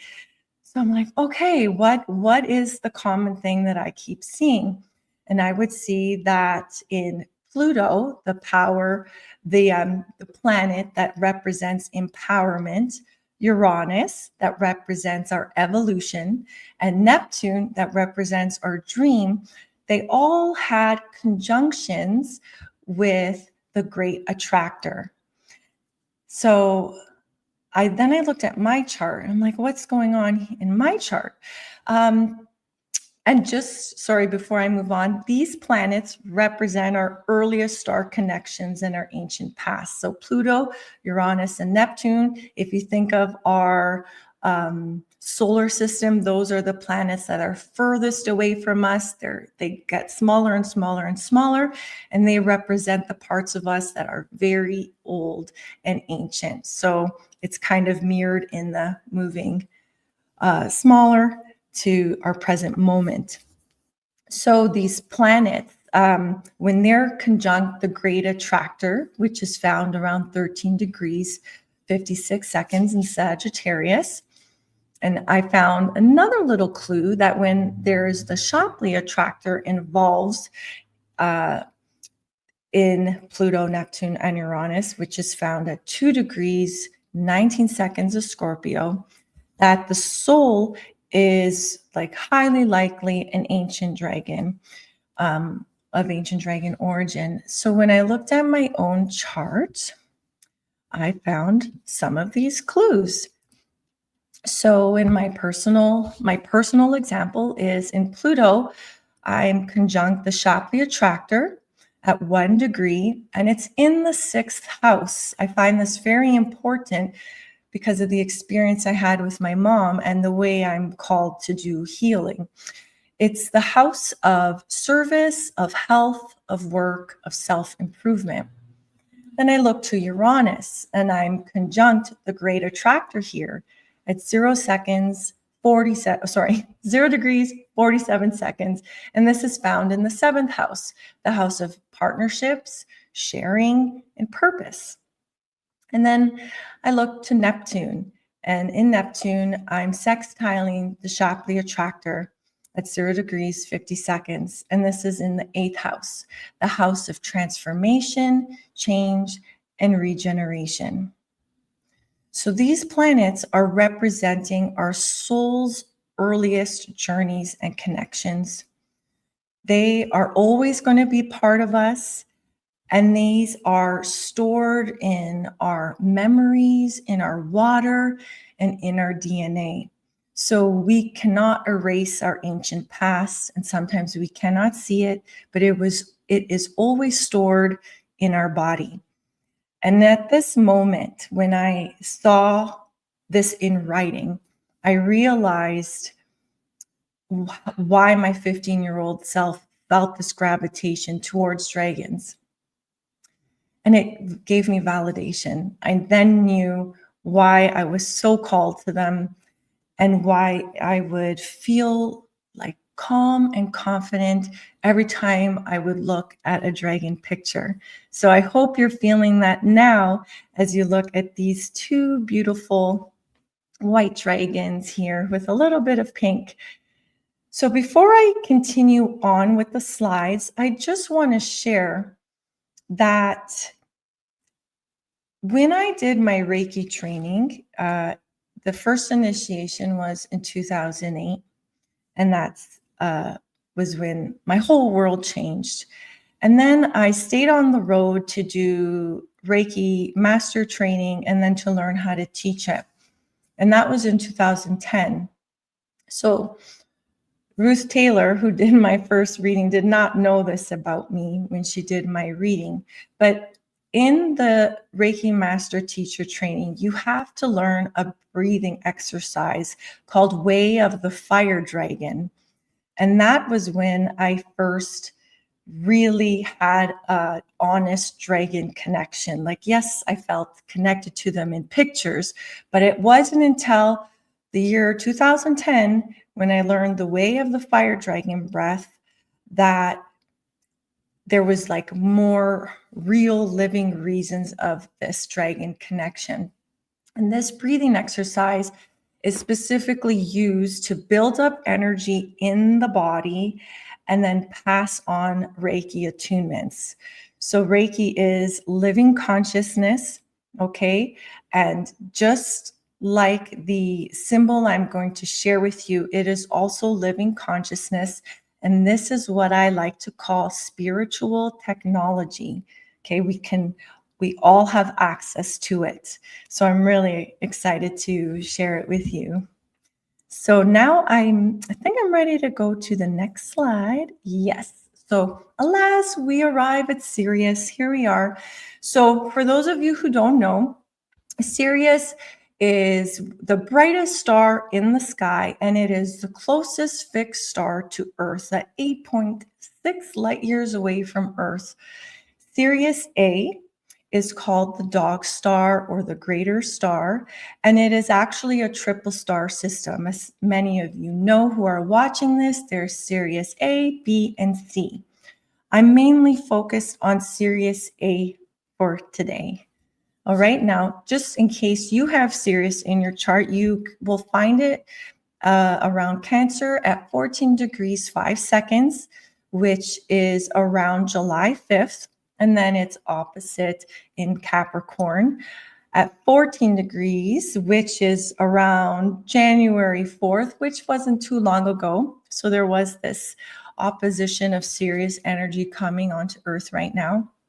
And I want you to just take a look at these beautiful pictures here. So we have the Canis Major constellation on the left, and then I found a close-up of Sirius A from the Hubble Space Telescope, and there's a tiny dot there at the bottom, and the description said that that is Sirius B. So I want you to take a moment to connect to Sirius. So for those of you who have Sirius in their chart, if you already know that, and if you don't, that's okay. Just start connecting to this star. The color that you see here is a bluish white. And as Julia Balaz said, and actually, I'm going to do a shout out to her video. If anyone wants to really learn more about Sirius energy, Julia Balaz has a really great video about Sirius on her YouTube channel. I think it's called like Sirius Calm. I think it was made in 2022. I'm just going to check my notes. I'm pretty sure I wrote it down. I have a lot of notes. So I'm just going to guide you to look at her channel, and you will find the Sirius YouTube video. It's not a new one, so you do have to go back in the years. Okay, so you can just breathe in this starlight from Sirius. The other thing I want to share about Sirius is that it is a really ancient star that has been involved with Earth for a very long time. So Polynesians knew about the star, ancient Egyptians, the Greeks, the Mayans, and even a tribe in Africa called the Dogons, where they were able to know things about astrology that astronomers haven't discovered yet. That this tribe of people would say that they had the star people communicating with them. So I just find that super fascinating. We're going to move on. So here I'm going to share my vision, that it came through with Sirius. So here's the star. Here are 5 people. And here is the symbol that we're going to talk about. Okay, so it was in August that just passed. So I've been working with this symbol since August. Actually, I wrote the date down. And this came through to me when I was experiencing a lot of stress that I asked my guides, I'm like, I need some assistance here. I need help to process this physical tension that I'm feeling, and I want to regulate my nervous system. How can you help me do this? What am I missing? So I closed my eyes, and immediately, and I think this is a 12th house thing as well, sun in 12th house, immediately I get transported to the clouds. I'm in the sky, and I see 5 beautiful guides, and they made it known to me that they are from Sirius. And they were all dressed in white. They had white turbans on and these white gowns, and they were just hovering in the sky. It was completely calming. Like, you can feel the shift in vibration. I could feel the shift in myself when they appeared. And they said, "We are representatives of your physical body. We are overlooking your health. And with the aid of this symbol, we will channel the energy of physical body alignment and balance. This symbol can be visualized in all of your cells." And that's what I want to share with you today. There is a little bit more, and it's for earth healing. And I will be including that in all my future Reiki trainings.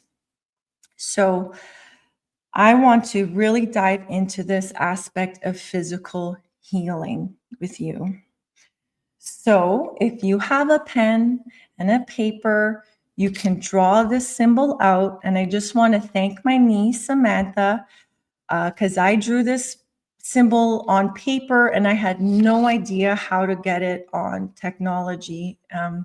So she is a technological wizard and she drew it for me. So thank you. So it's very simple. It's almost like a sigil and it's almost like a constellation. So you draw it from, I believe I have it explained in the next slide. Yeah. From top down, okay?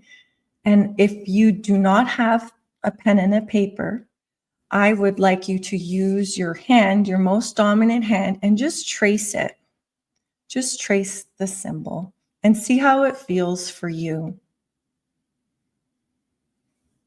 You don't have to draw in the dots, the circles, but just the lines. And take a moment here. So this symbol is spiritual technology that is coming through that Sirius star.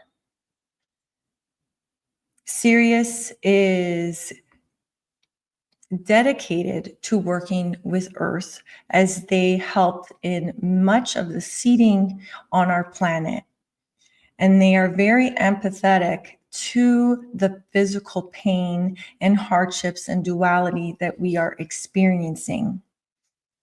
So our evolution here is assisting the evolution in the stars. We are all unified and one. So what we do here affects them, and what they're doing there affects us. So we need to really feel this unification, that we do have guides and guardians that come from places that we do not see. But just because we do not see them, it doesn't mean they're not there. And I always like to use the reference of our heart. We know our heart is in our chest. We can feel it beating, but we don't see it. It's on the inside of us. So many of these guides are here for us. We just may not see them. And this symbol is that spiritual technology that Sirius has gifted me to share with all of you and the dragons. I have to include the dragons, so they're always part of my energy work. To use this symbol, and the way we're going to visualize this symbol is like you can breathe it in, and then we're going to pull it into all of the cells in our body. So hopefully you're in a place where you can get comfortable and relaxed. And I'm going to guide us into this healing meditation. So I haven't read any further comments, but thumbs up. I hope you're all good. I cannot see you. Oh, look, a comment. Thank you, whoever made the comments show up. Thank you. Oh my God, this is amazing. I feel really happy too. And I'm really excited to do this meditation with you. So I don't remember okay, I'll get to that slide later. So, okay, so what we're going to do now is hopefully you've practiced drawing that symbol with your hand or in your notebook. Okay, good. And we are just going to start breathing. And I want you to breathe as deep as you can on your inhale and as deep as you can on your exhale. Now I'm going to put in the thought. Imagine if your breath is your spirit. And the more breath, spirit, you invite into your body. And the more you let out, this radiant divine spirit gets rippled out into all of our experiences. So let's start connecting by doing a few rounds of this breathing. Breathing in your spirit and breathing out. Good. Keep it going. And I'm just going to state an intention. I do this every time I do energy work, whether it's in person or online or with groups.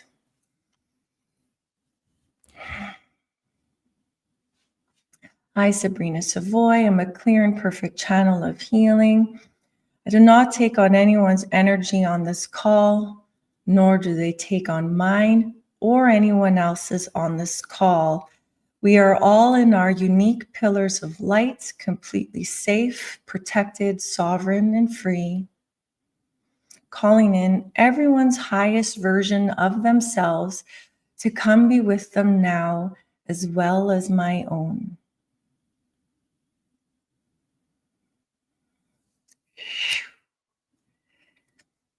And just become aware of all the love surrounding you now. I've called in the dragons. And if any of you, for some reason, are not comfortable with dragons, that is okay. There is no judgment. They are loving you regardless. But what they told me is imagine angels.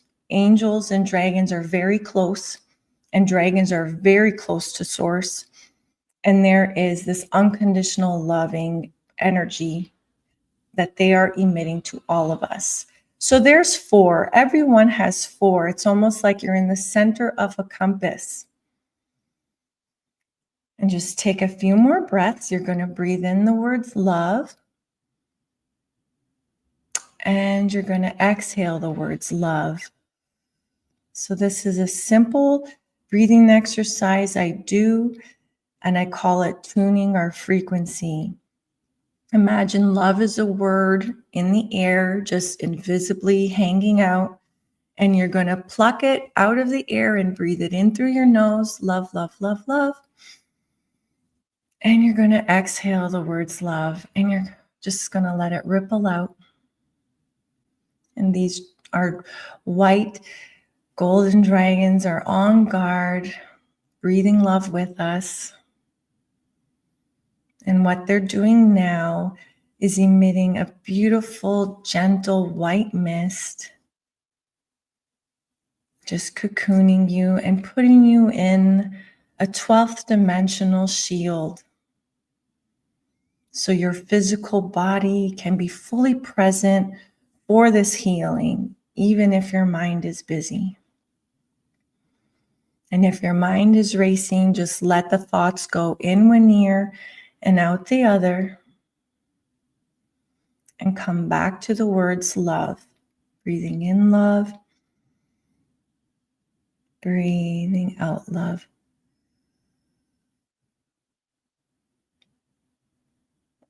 Good.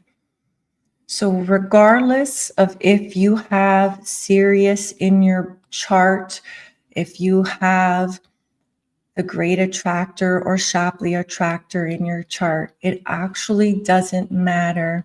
This healing is for everyone. This is conscious spiritual technology.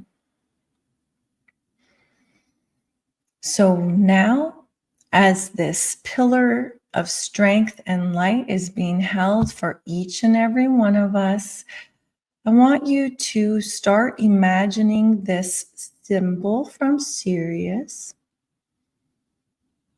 And just like we can pluck love out of the air into our body, imagine you can choose to breathe in this symbol. Good. And breathe out this symbol.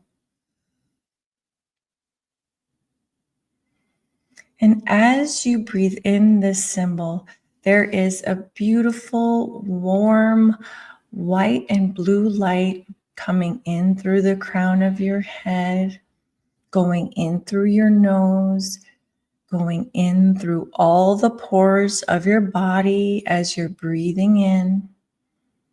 And this symbol is carried with this light, inviting it into all of the cells in your body. And as you exhale, just let it go.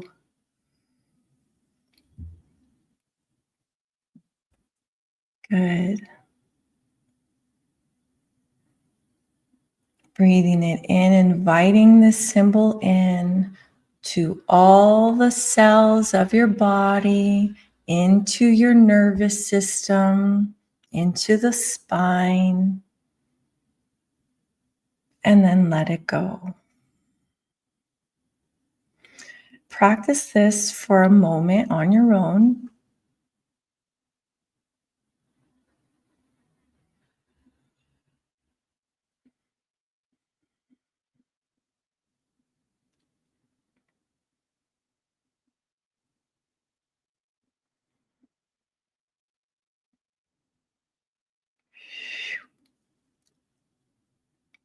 Good. Now we're going to take this healing a little bit deeper. If there are any places in your body that need extra healing and support at this time, any aches and pains, I want you to consciously breathe this symbol in and trace it down into your body, into those spots. The dragons are still here, putting in this unconditional loving white mist, keeping you safe and protected in your 12th dimensional shield. And Sirius and this light and this spiritual technology is entering into your body with your permission. And now, with you as the leader, take this symbol, trace it in your body to any spots that you want some extra healing. And just keep repeating it until you feel done.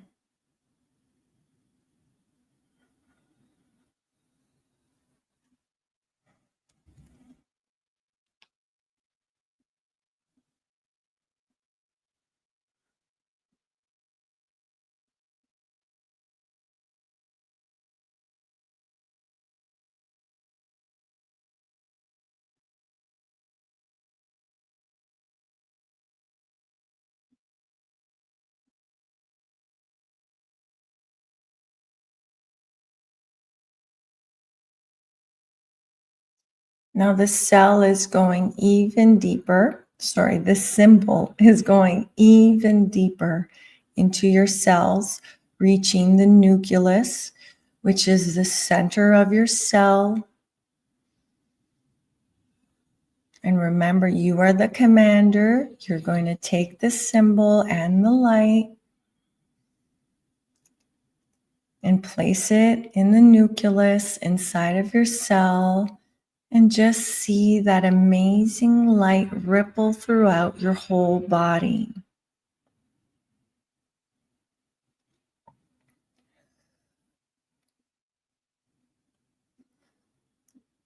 And you could use affirmations to strengthen this practice, to assist in your physical body alignment by repeating in your mind or out loud, all is well in my world. I am healthy. All is well in my world. I am strong. Every cell in my body is vibrating with joy.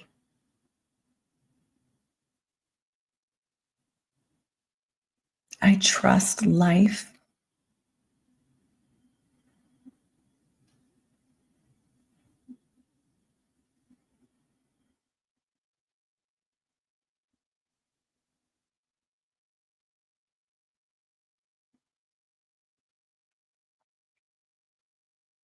My body is upgrading, and I choose to be here now.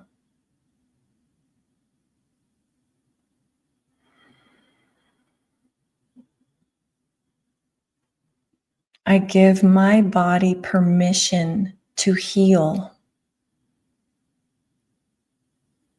I accept my healing wholly and completely.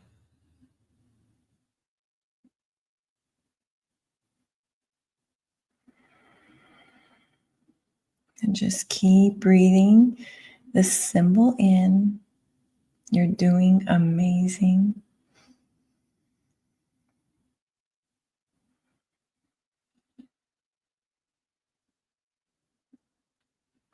Good. Now, because we are all here gathered for similar intentions, because we believe in light, we believe in our serving our highest healing and potential, and we are stewards of this earth, I want you to use this symbol and reach out to your neighbor and just send it to them. So everyone on this call, imagine we're all in a circle and you look over to your left and you could just send them this blessing. And of course, yes, free will. If they would like to use it, they will accept it, but you can still offer.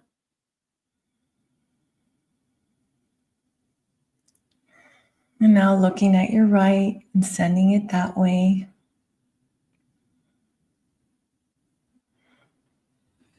And if there's anyone in your home or your family or anyone that's on your mind, just send them some love. Yes, California, all countries of the world, because really we're one world, we're not separate.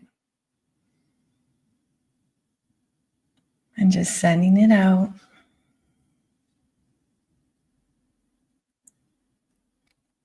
Good.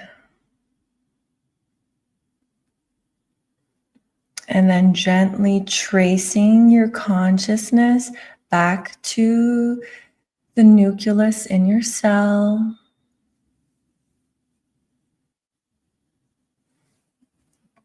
Using your X-ray vision back into the cells of your body and just reaffirming, I am whole, I am healthy, I am healed. Every day gets better and better. I trust life. Good. Using the symbol on any spots in your body. And then coming back out, becoming aware of your physical body.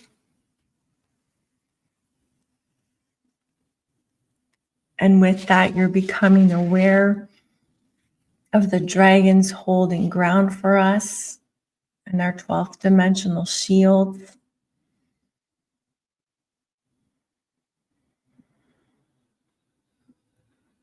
Your life is fabulous. I am fabulous. Every day is a day we can look forward to. Taking a real big deep breath and coming back into this room, into the space that you're in.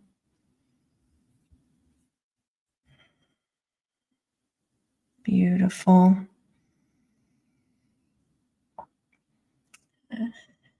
And I'm just going to scroll back here to this beautiful star of Sirius. And I really just feel this beam of Sirian light shining and smiling on each and every one of us. And just gently bring your hands to your heart. And I'm saying to you, thank you.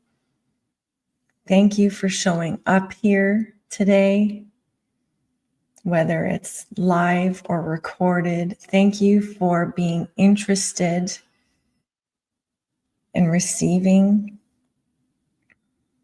And thank you for your healing, because your healing affects my healing, affects their healing, and we're all connected.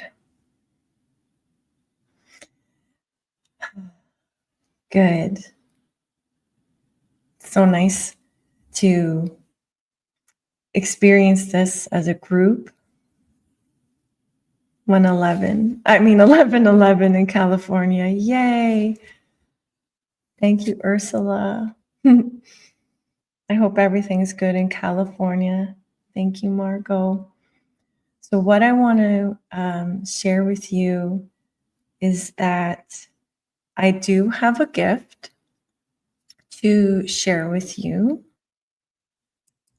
And I think I have a few.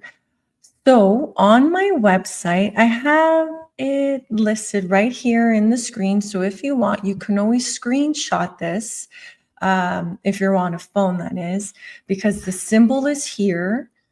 And then my website it's a hidden page. So not everyone is going to find this. And that's on purpose, because I'm giving it to you because you showed up here for this amazing Quantum Soul Guidance Summit, the first ever. So I'm so excited. So my website is piscesmoon.ca. Yes, it's Canadian, but it's I work internationally. It doesn't matter. And I also have sabrinasavoy.com, but they lead you to the exact same place. So it doesn't actually matter if you're using sabrinasavoy.com or piscesmoon.ca. It's going to take you to the exact same website. But the hidden page is /QSG 2025 gift. And then you have to use the checkout code QSG 2025 to get $45 off. Okay, so what I'm offering is for the next month, you can purchase these. It's 3 online energy work sessions similar to today, but they're always tailored to the individual. And regular price would be $345. So I can offer you $45 savings with this code, and you would have the whole year to use it. So it's only a month that I'm offering it at this package price, but you have the whole year to use it. Okay, and we could do that through my website. And if you do have questions, I'll walk you through it.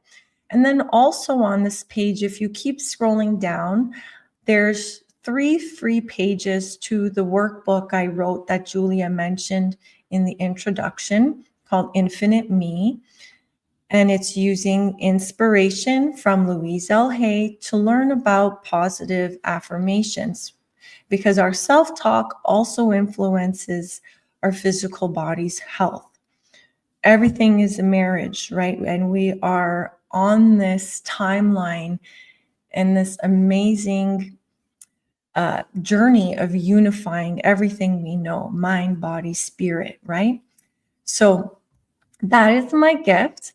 And then I would absolutely love for you to subscribe to my newsletter, because it is through that you will find out of my next Reiki training. And I've been very strongly guided by the dragons and Sirius. There's also work from Arcturus coming in too. But I am going to be elevating my Reiki training. So it's not just Usui Reiki, but we're adding in gifts from the galactic. So I'm calling it gift from the galactic, because these are gifts they're giving to us, the people of Earth, to use.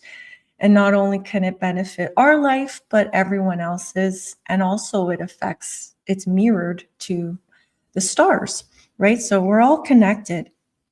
I am done with my screen share, Julia. I'm not sure if I have to turn that off or if you. Thank you. So I'm going to share a couple more things, and then I'll be online to answer some questions for a little bit. So what I want to share with you, for anyone who really does enjoy the dragons, there is a lovely oracle deck by Diana Cooper, and I believe it's just called Dragon Oracle. And I really love working with that oracle deck. There's a lot of release there from the energy work, so I'm really happy to see that. So if anyone is interested in working with dragons, the Dragon Oracle by Diana Cooper is very activating. The notebook or the workbook it comes with has really great exercises. So I recommend that. To dive into more information with Sirius, there's a wealth of knowledge that you can find in books. But I do recommend Julia Balaz's video on her YouTube channel.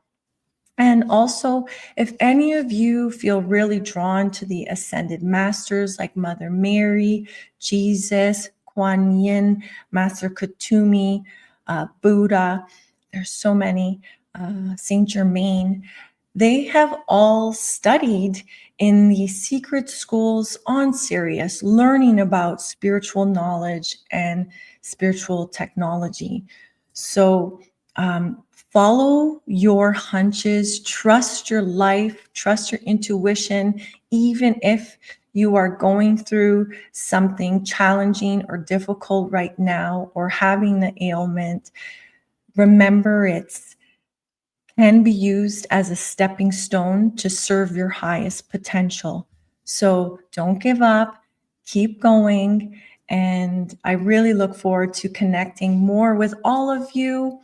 And thank you for being part of this summit and joining me for this presentation.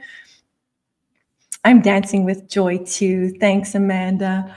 So these two dragons here behind me, I actually call these the Reiki dragons. And they're definitely here with us. So thank you so much. That concludes my meditation. And just to state the intention one more time, I'd like to finish off energy work like this. So I'm treating this like a live energy work session. I'm going to state the intention one last time. So I, Sabrina Savoy, am a clear and perfect channel of healing. I do not take on anyone's energy on this call, nor do they take on mine. This is a safe and protected space. Only love is real. Let us thank the Sirius star system for gifting us the spiritual knowledge and technology. Thanking the ancient dragons now for holding the space in our pillar of lights. And thanking each and every one of you, your highest version. And I wish you stepping stones to get there, because you already are it. So thank you so much. Namaste.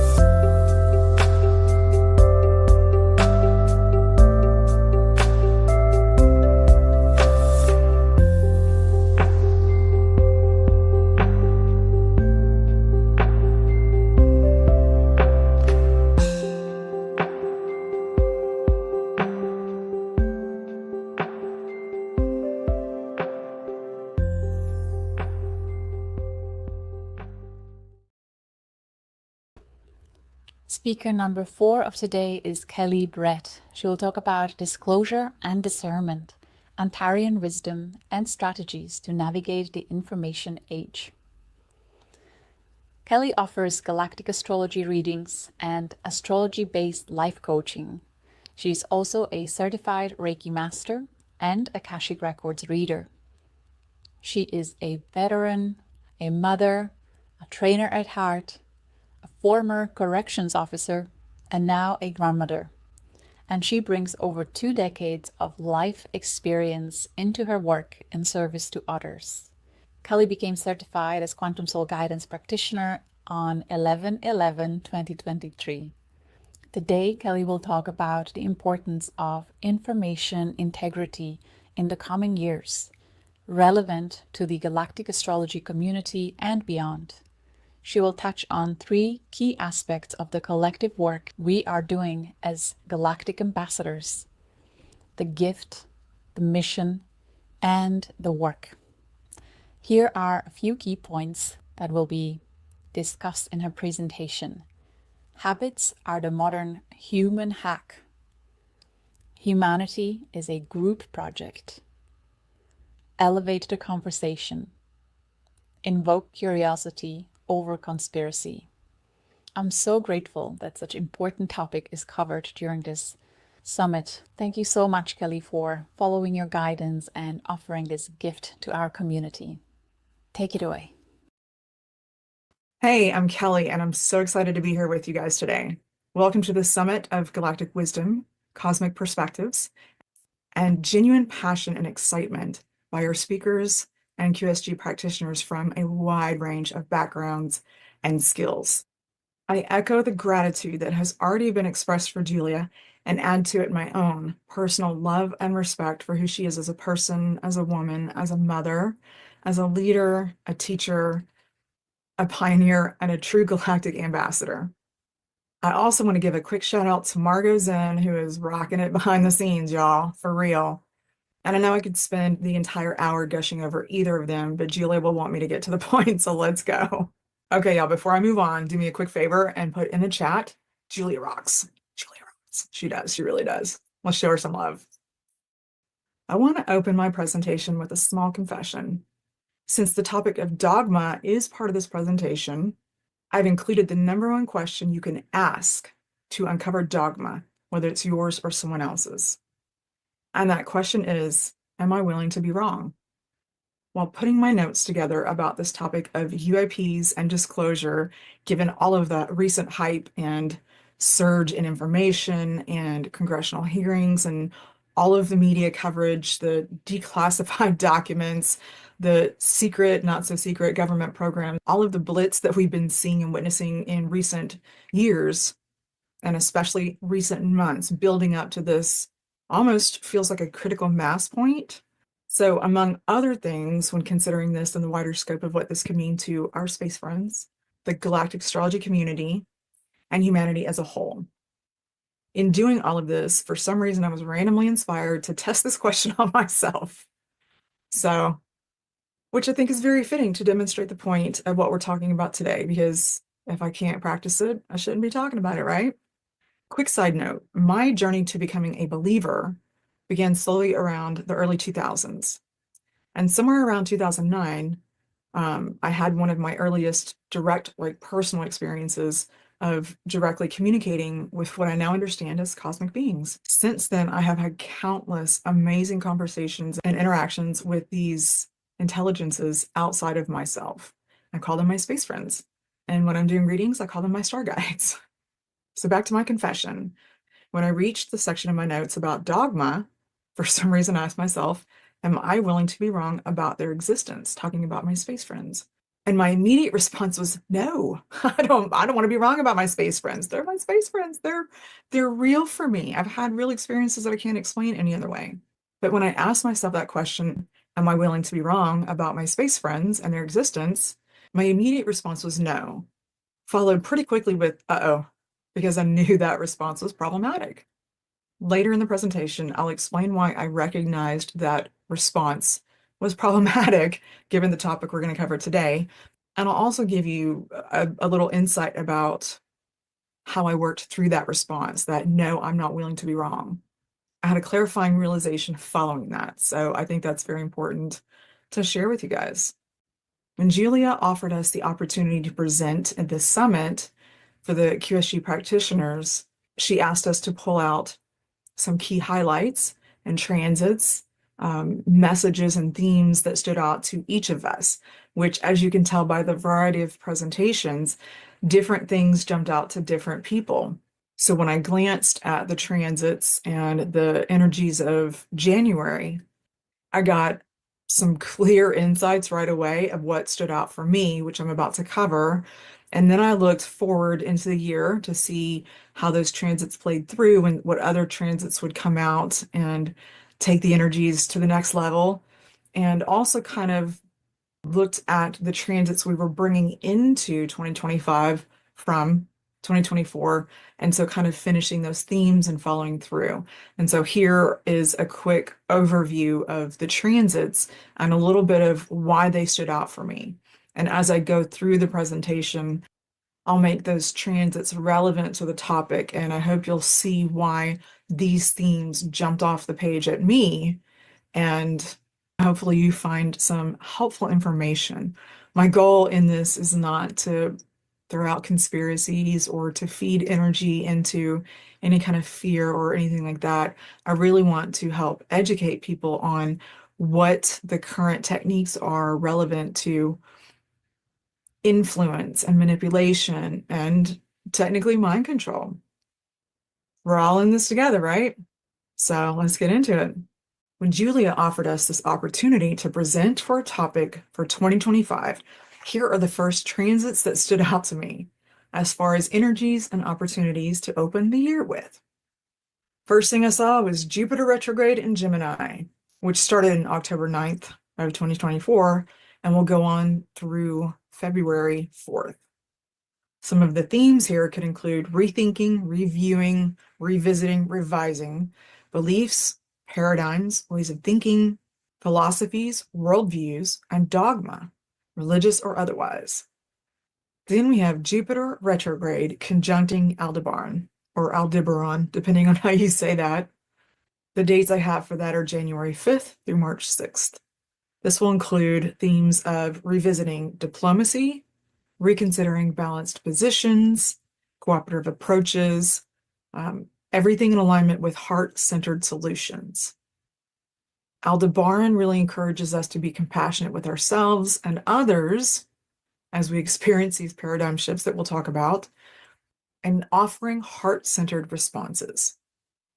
So at the same time, Jupiter in retrograde will oppose Antares during those same dates, which gives the opportunity to rethink personal strategies and strategic alliances, and also gives a boost for strategic problem solving and paradigm shifting.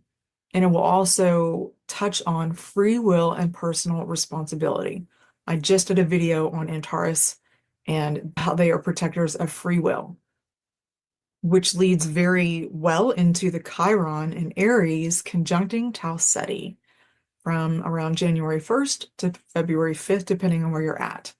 Whenever I think of Tau Ceti, I think of the reversal of mind control. So with this conjunction, Chiron and Aries especially, what comes through are themes like clearing false paradigms, reclaiming sovereignty, that's that Aries vibration, healing from collective gaslighting, Tau Ceti, reversing mind control, and healing coerced decisions or gaslighting. Really big stuff and a great way to open the year. Then we have Uranus entering Gemini later in the year. I'm giving it its own slide because Uranus. So somewhere on around July 7th, depending on which timeline you're joining us from, Uranus will enter Gemini. And at that time, the sun will also square Tau Ceti. Just those two alignments in and of themselves will be a powerful combination. But then we also have Pluto in Aquarius, and somewhere in this whole mix, there's a trine of ideas, as I've heard Pam Gregory talk about it, which will be the early degrees of Libra. So you have air, trining air, trining air. So with Uranus entering Gemini, the theme that I have is grab your hats and hold your ass. We're going quantum. Seriously. Uranus in Gemini could exponentially increase the amount of information overload, or it could help us finally kick some of those lingering false paradigms that need to go, or it could jolt us into higher state of perspectives that allow us to ignore the gobs of irrelevant content that we are bombarded with. Yay! Or any number of other unpredictable things, because Uranus. The gift, Lemuria 2.0, vision of a global humanity united in common purpose and shared values.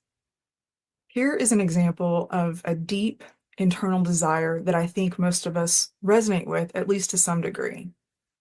This is a thought experiment of sorts to quickly capture the essence of what many souls may struggle to reconcile while they observe the world around them, but don't understand why things are the way they are. Can you relate? I'm calling this big picture perspective the gift, aka Lemuria 2.0. It's an archetypal reference to an ideal that many of us may hold, at least at the soul level, if not consciously, and aspire to create or experience here in this lifetime. The gift, Lemuria 2.0, vision of a global humanity united in common purpose and shared values. Imagine a global civilization that prioritizes human rights, environmental sustainability, and spiritual connection. Imagine a global civilization that shares resources for energy, technology, knowledge, food and water, medicine, and so on. Imagine a global civilization with a shared vision of advancing together. Now, holding to this vision, imagine also that this civilization doesn't always get along, doesn't always agree on the same method or approach, and doesn't always understand the quote other side or share the other's frame of reference. But they become willing to discuss these challenges with more empathy and become open to considering a different approach and become willing to remove the idea of sides. When we put our ideals in the context of total utopia, such as Lemuria, the hidden trap of all or nothing thinking can undermine how we go about creating such results. It is important to understand this could potentially be a challenge. But if our collective starseed mission is to integrate, then we must overcome what separates us. This requires a willingness to investigate our own biases and paradigms as much as our desire to know the true intentions of others. So what are some of the things that get in the way, and how do we bridge that gap? Disclosure and the tactical release of information. The current landscape of disclosure poses an important question. Are we witnessing true disclosure or merely the acknowledgement of what can no longer be hidden? Recent developments here in the US include a couple to 3 congressional hearings in recent years where the following terms were entered into official record: interdimensional beings, hybrids, mind-body connection, and non-human intelligence, just to name a few. This level of public engagement suggests a shift in the collective discourse. This topic extends beyond just the UAP phenomena. It touches on how information is managed and released in our modern age. Not just this, but also how we consume and interact with this information as well. This creates an interesting dynamic where disclosure often seems to follow public awareness rather than lead it, suggesting that perhaps some revelations come not from a place of transparency, but from the impossibility of maintaining previous levels of secrecy in our highly connected world. Would you agree? And I consider this a fascinating intersection between our cosmic conversations, like in the Galactic Astrology community, and the daily grind. The idea of disclosure versus acknowledgement dynamic serves as a perfect microcosm of our larger challenge in navigating the information age. So here's our first Antarean strategy. It's a fun Jupiter and Gemini exercise strategy to get things going. I call this an expansion exercise. It's basically about inspiring curiosity over conspiracy, or you can say it as inspiring curiosity over conflict. Either way works. In this exercise, look at this list and identify your strongest answer first. Just read through the list real quick and notice the one that jumps out at you first. I'll let you read this on your own later. You can screenshot this and do it at home, but then after that, just identify one or more additional answers you're willing to consider and possibly engage in a curiosity discussion with someone who is open to the topic or someone who may be a little standoffish. It's just a fun way to kind of engage in this information, play with it and see what works. The second Antarean strategy to consider is what I call a discernment exercise, where you identify different types of skepticism and see where you might fall on the scale. It's just another fun little exercise that can help you inspire curiosity over conspiracy or conflict. So in this following list of 6 types of skepticism or levels of skepticism, from believer to non-believer, where would you place your critical thinking skills? Total believer, strong believer, open-minded, skeptically inclined but open, total skeptic, or dogmatic non-believer? You see where I'm going with this. Play with this and just see what comes up. Maybe you have some other options that are not on this list. I'd love to hear those too. Are we ready? The way disclosure is currently unfolding also illustrates a key point about our collective readiness. The Galactic Astrology community may be ready for first contact. Even though broader society shows mixed reactions, the same pattern appears in how different segments of society respond to gradual disclosure. We're seeing a spectrum of responses ranging from deep skepticism to eager anticipation. Strategies for bridge building and promoting curiosity over conflict are so crucial here. When we frame current disclosure patterns within broader collective themes of evolution, it becomes clear that we're not just witnessing the release of specific information about UAPs or non-human intelligence, we're watching the evolution of how humanity as a whole processes paradigm-shifting information. And we're watching it in real time. This highlights the importance of integrating spiritual wisdom and discernment with technological usage. Remember Atlantis and Lemuria? Our cosmic ancestors are rooting for us. They're calling us forward. Maybe we'll get it right this time. Okay, let's talk about dogma. Dogma is still dogma, no matter how shiny the halo. If we use a working definition of dogma as there is no argument you can make, no evidence you can offer that will change my mind, then here are some revealing statements to help uncover dogma. If my belief is challenged by evidence, the evidence must be wrong. If it's always been done this way, it must be the best way. If my truth feels absolute, other perspectives must be invalid. If I'm certain about something, I don't need to examine it. And if new evidence contradicts my beliefs, the evidence must be flawed. Number 4 stands out for me. If I'm certain about something, I don't need to examine it. This is such a powerful one because it captures the essence of dogmatic thinking in such a simple way. It shows how certainty can become a trap that prevents growth and learning. Antarean strategy number 3, the one I started off the presentation with, identifying dogma. The number 1 question you can ask yourself in any moment to gauge your level of bias or even dogma is this: am I willing to be wrong?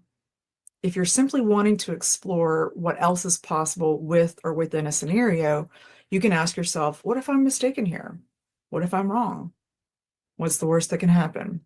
Let me also clarify what I mean by wrong, quote unquote, in the way that I mean it here. This isn't the judgmental right-wrong paradigm, good and bad.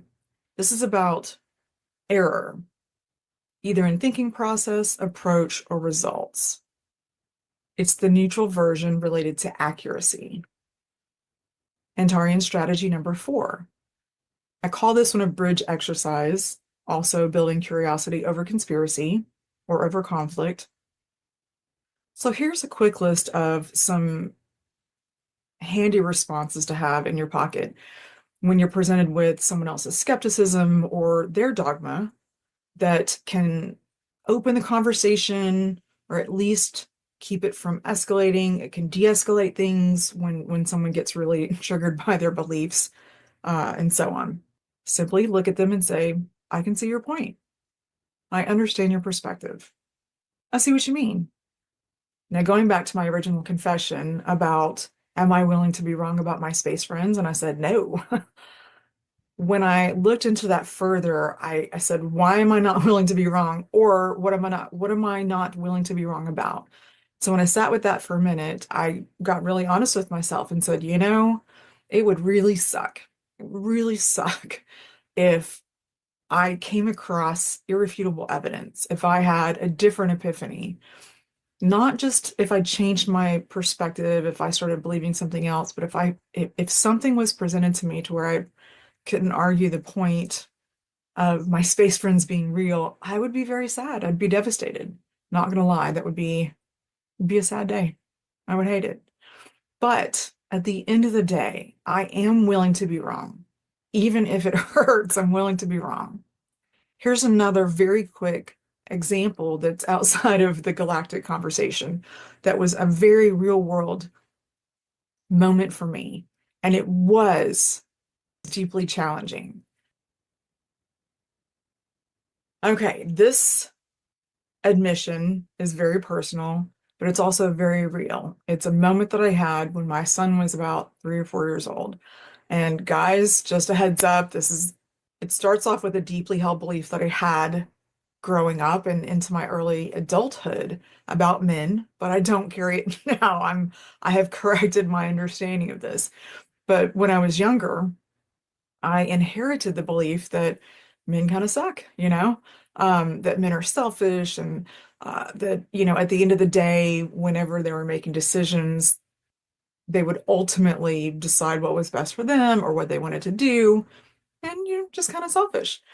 And when I became an adult, I had my own relationship experiences that reinforced that belief. Shocker. And so I just had this belief, not that I hated men. It was just that, ultimately when it came down to it, men were kind of selfish. That was the belief, that they didn't necessarily have the same feelings as women or didn't feel as deeply. You get the idea. And so when my son was little, I was just so enamored with his spirit, both my kids, my daughter and my son, blown away by how amazing they were, right? I love being a mom. But I remember this moment I was loving on my son and just watching him and being so in awe with how big his heart was, his compassion, and just how much joy he lived with and shared with the world. And without realizing this was just, I was having a mom moment, right? Nothing, my thoughts weren't going about anything specific. But as I'm just loving on and admiring and adoring my son, this thought came in the back of my head out of nowhere, kind of like the random thought that I started this presentation off with. But this thought crept in the back of my head, and it was this: at what point will my son become just another selfish asshole? No offense. And the instant that thought came up, I was like, no, no, no, no. Like, where is this coming from? Like, what's happening? No. So I had obviously a strong reaction to that, and I had to stop and go, wait, what is going on? And I realized that I had two completely conflicting beliefs coming up. Cognitive dissonance is the word for that, right? But it was very, very strong. And I realized I held two fundamentally different beliefs. I had a lifetime of inherited beliefs and my own experience. And then I also had this absolute belief and direct observation of my son's compassion and his spirit and his empathy, right? And so in that moment, I realized that I had to choose.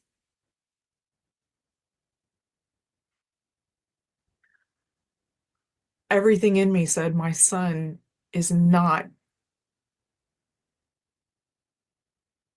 In that moment, I realized I had to choose one of those because I couldn't move forward with both of those beliefs. One of them wasn't right. One of them wasn't true. And so I sat for a long while and asked, which one do I really believe more? everything in me said that my son does not encompass the beliefs that I've held so far. So I have to look at that paradigm. Where did it come from? Why do I have it? And what do I need to do to change it? Because I was unwilling to put that on my son. I was unwilling to believe that at some point my son would become just another stinky man. Like I said, guys, no offense. So I said, okay, what evidence do I have now to support a better belief that men do have feelings? Let's start with that. Let me start with something simple. And I pulled up several men in my life, such as my brother, my spiritual teacher, and believe it or not, my divorce lawyer, who is actually a really good man, introduced to me by my mom. He's a man of integrity. He's a man who cares, and he does things the right way. So I started with those three random men and said, okay, I can work with that. And I challenged myself to look for different evidence moving forward. And let me tell you, it wasn't as hard as I thought it would be. So I just gave myself a different reference to start with, like men have feelings, right? Men do have feelings. And I started placing that in context with different relationships, friendships, brothers in my community and stuff like that. And it was very easy, believe it or not, it was actually very easy for me to pull into that new belief and find evidence. It just showed up when I was looking for it. When I started looking for the different evidence and I told my brain what to look for, I was able to see it differently. So that paradigm left very easily. That's not to say I still didn't have some work to do on how I believed about men. So, I've done some other work and some more extensive work since then. But that new reference also changed the way that I interacted with men moving forward. It made me more accountable for how I treated men and therefore the responses that I got from them, not just in relationships, like romantic relationships, but friendships, coworkers, and even, when I started working with inmates, it was just a very, very empowering moment, even though it sucked for a second. So that's just to demonstrate that I've done the work and I trust that if I can do that, you can. I promise. I trust that you can. Modern mind control. I assure you, this part is not from a failed Hollywood movie. This is all around us every day, right now. And here are the main points I think are incredibly important for us to know or understand. From direct control to directed inference. With the evolution of information control, we can see how manipulation has evolved. The old methods, which were direct, include explicit propaganda, direct censorship, and overt control of information, whereas the new methods, covert, include directed inference and attention architecture. With directed inference, some of the points are strategically incomplete information, guided speculation during information gaps, and letting people convince themselves. With attention architecture, this includes strategic placement of information breaks, emotional anchoring before pauses, and using natural thought patterns against us, such as fill in the gaps. A few quick examples of natural thought patterns would be pattern completion, such as fill in the blanks or predicting the ending, the recency effect, where we give more weight to the last piece of information we received before a pause, or the most recent emotional trigger that tends to dominate our thinking during the breaks. Then we have associative memory chains, where one thought naturally leads to related thoughts in a chain reaction. We have confirmation seeking. So during information gaps, we naturally seek details that confirm our initial suspicions, because aren't we clever? The next point, which is confirmation bias, is part of a larger approach to modern mind control. A few examples of this are seeking information that confirms existing beliefs. It's kind of self-explanatory. Dismissing evidence that contradicts what you already believe. And my favorite, interpreting ambiguous information in a way that supports our current perspective. This ties back to that belief I had about men. Remember? That flawed belief that I started off with, well, every experience that I had that didn't go well just reinforced the belief that was already there. Confirmation bias. Thank goodness that one's gone. Some key differences between confirmation bias and cognitive bias, which you might hear used interchangeably. I think I even used that until I studied the difference here. Confirmation bias is a specific type of cognitive bias that focuses solely on how we handle information that either confirms or challenges our existing belief. And cognitive bias is a broader category encompassing many types of mental shortcuts and errors in thinking.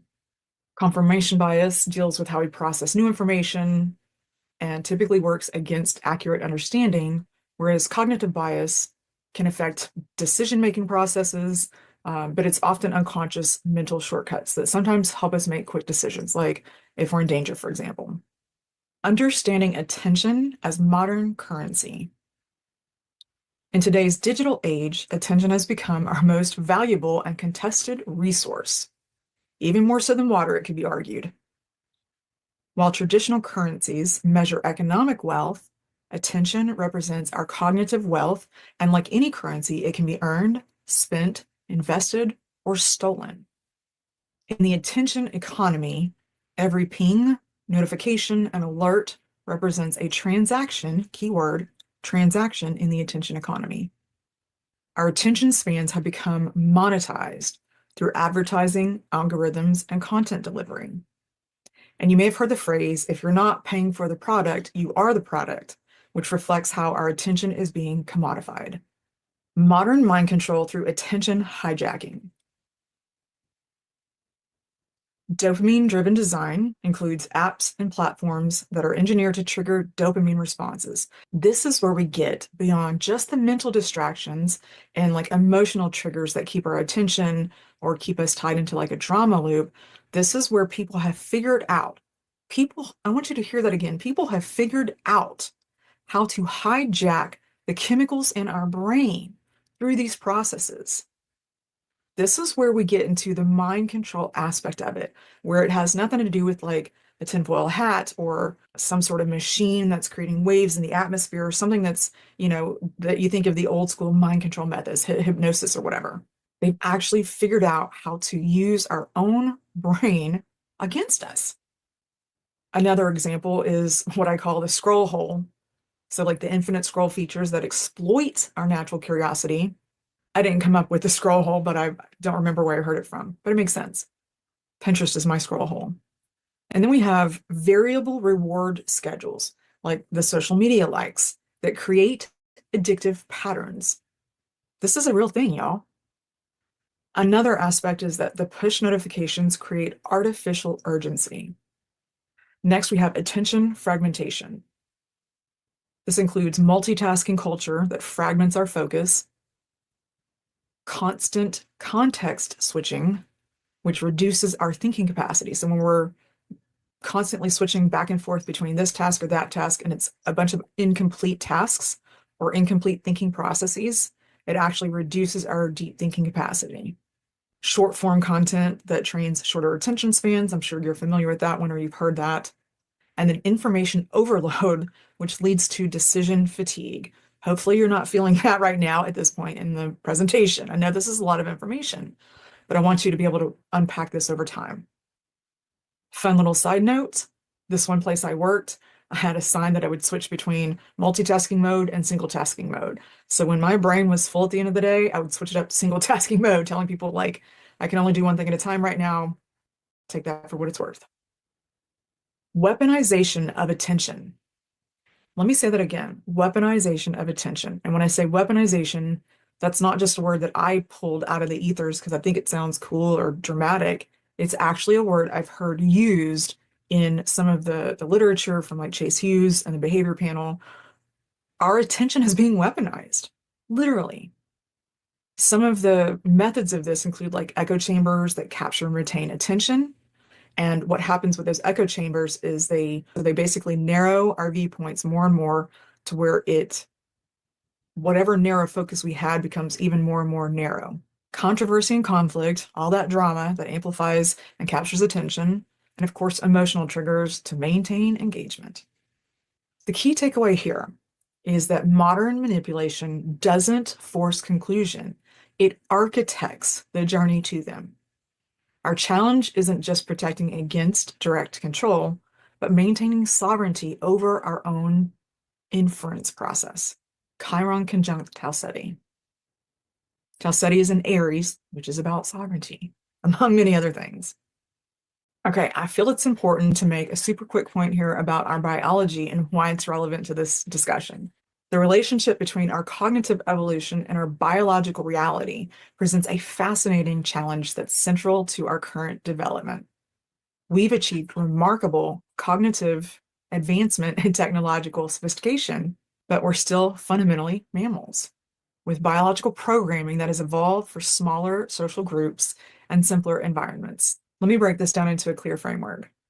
The biological reality. Our brains are still optimized for tribal scale communities. It's estimated somewhere around 150 people, and I've seen that in multiple sources. Also, our survival mechanisms are far more developed than our cognitive processing abilities. No matter how smart and clever we want to think we are, it's still the case.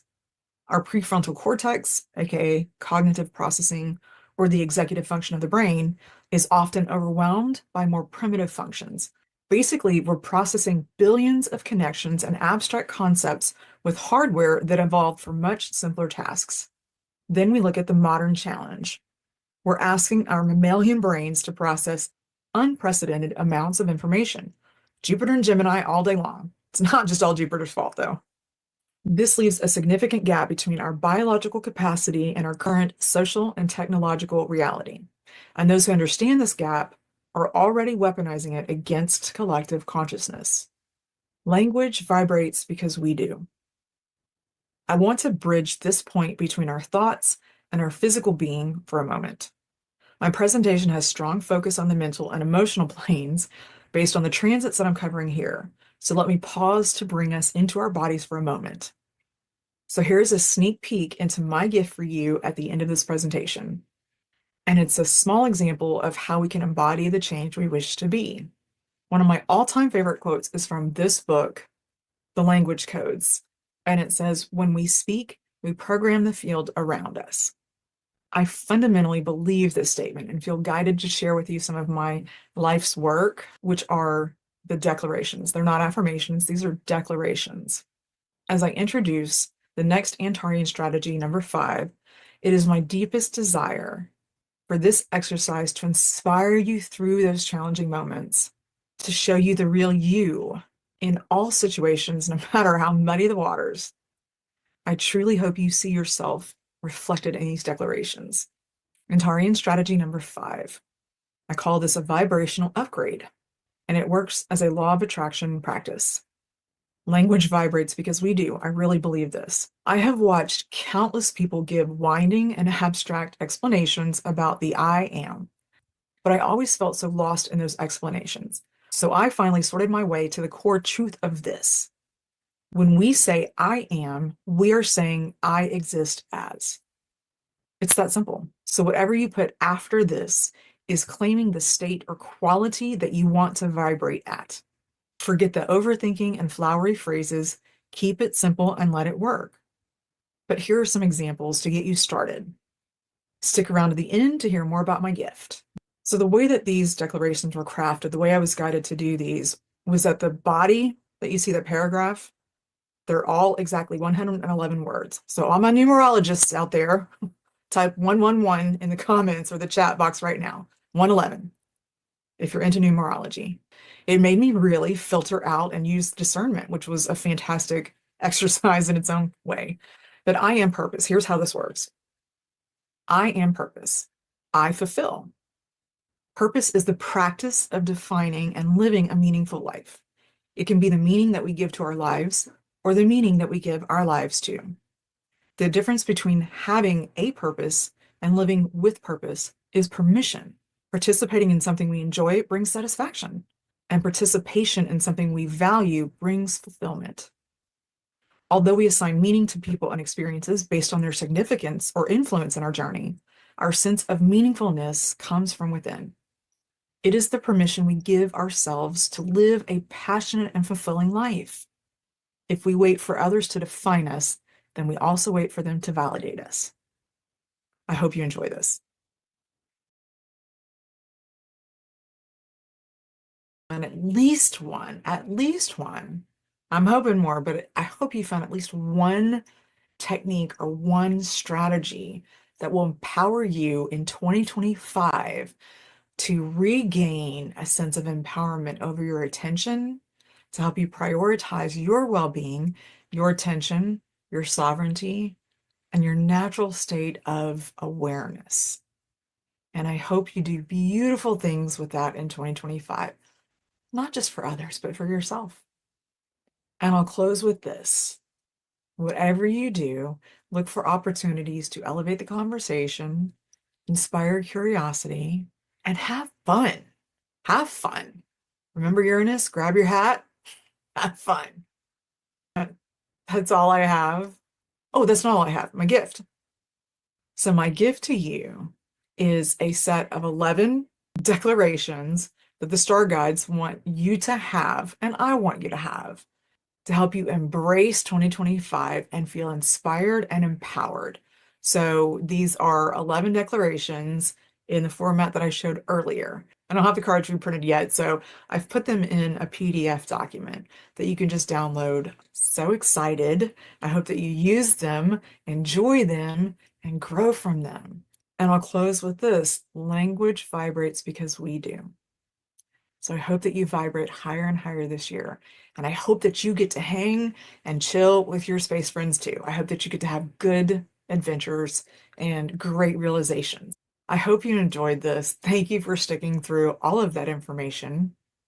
And that's all for now. Bye.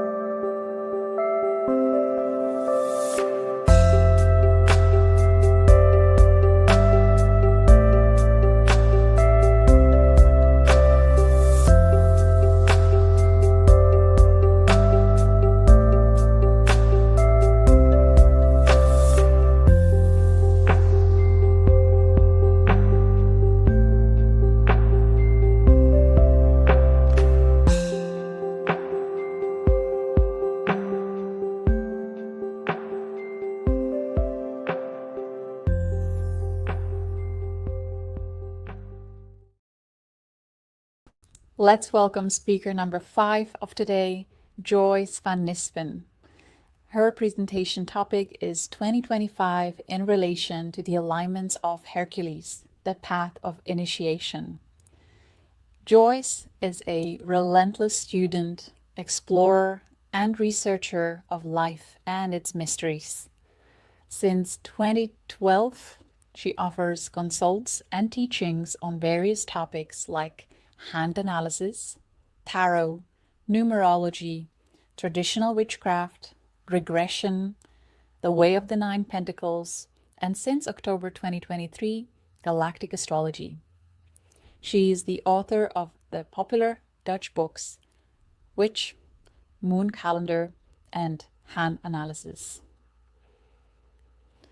Today, Joyce will talk about the major themes for 2025 in relation to Hercules, the archetype of the path of initiation.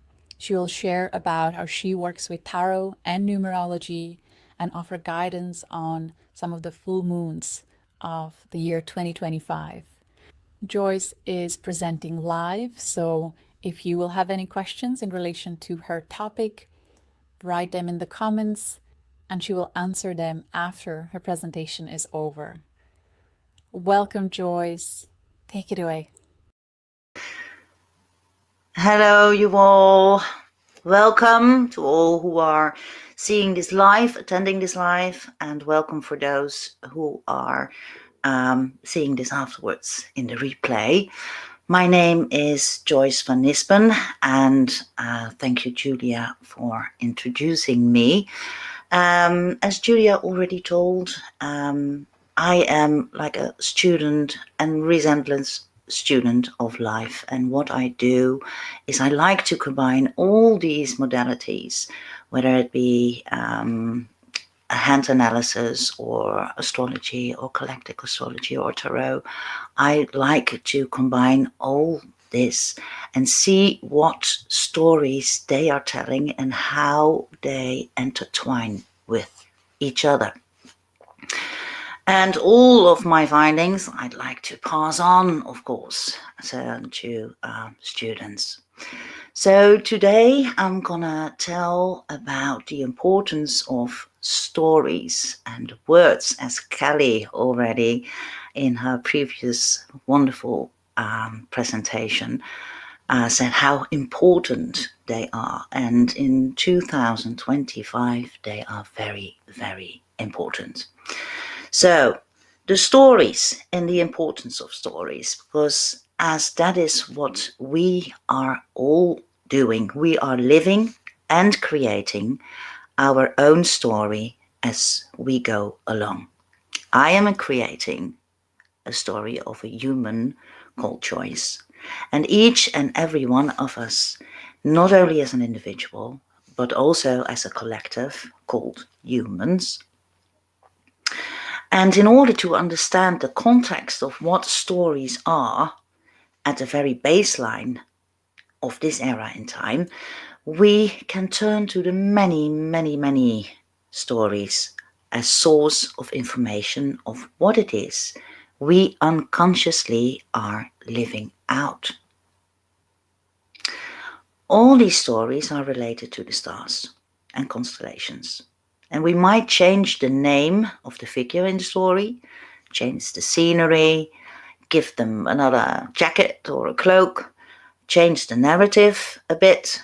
But as it turns out, that being it Roman, Greek, Egyptian, Nordic, or whatever part of the world or universe for that matter, the story comes from, it doesn't really matter.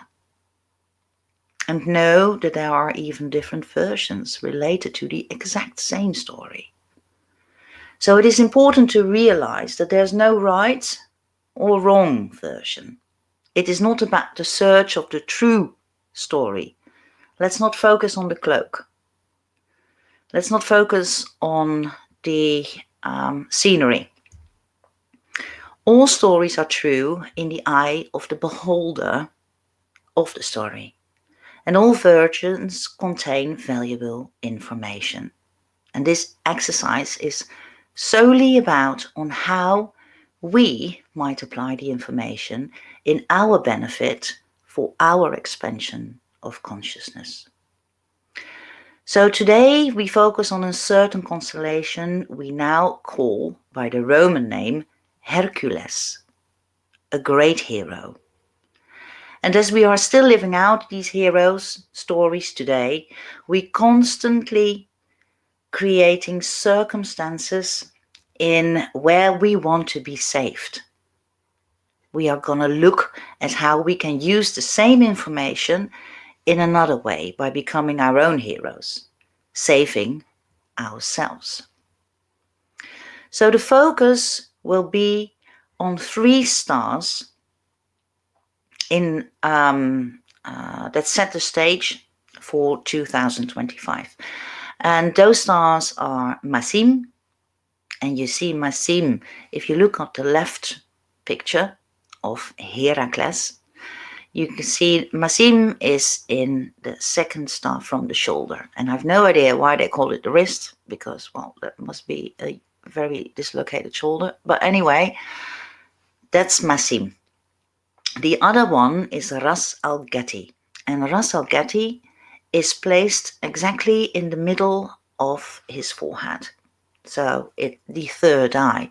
And it's important to know that Ras al-Ghati is not just 1 star, there are 2 stars. And the last one being Rukh Balghati Shamali, and that one is based at the bowing knee.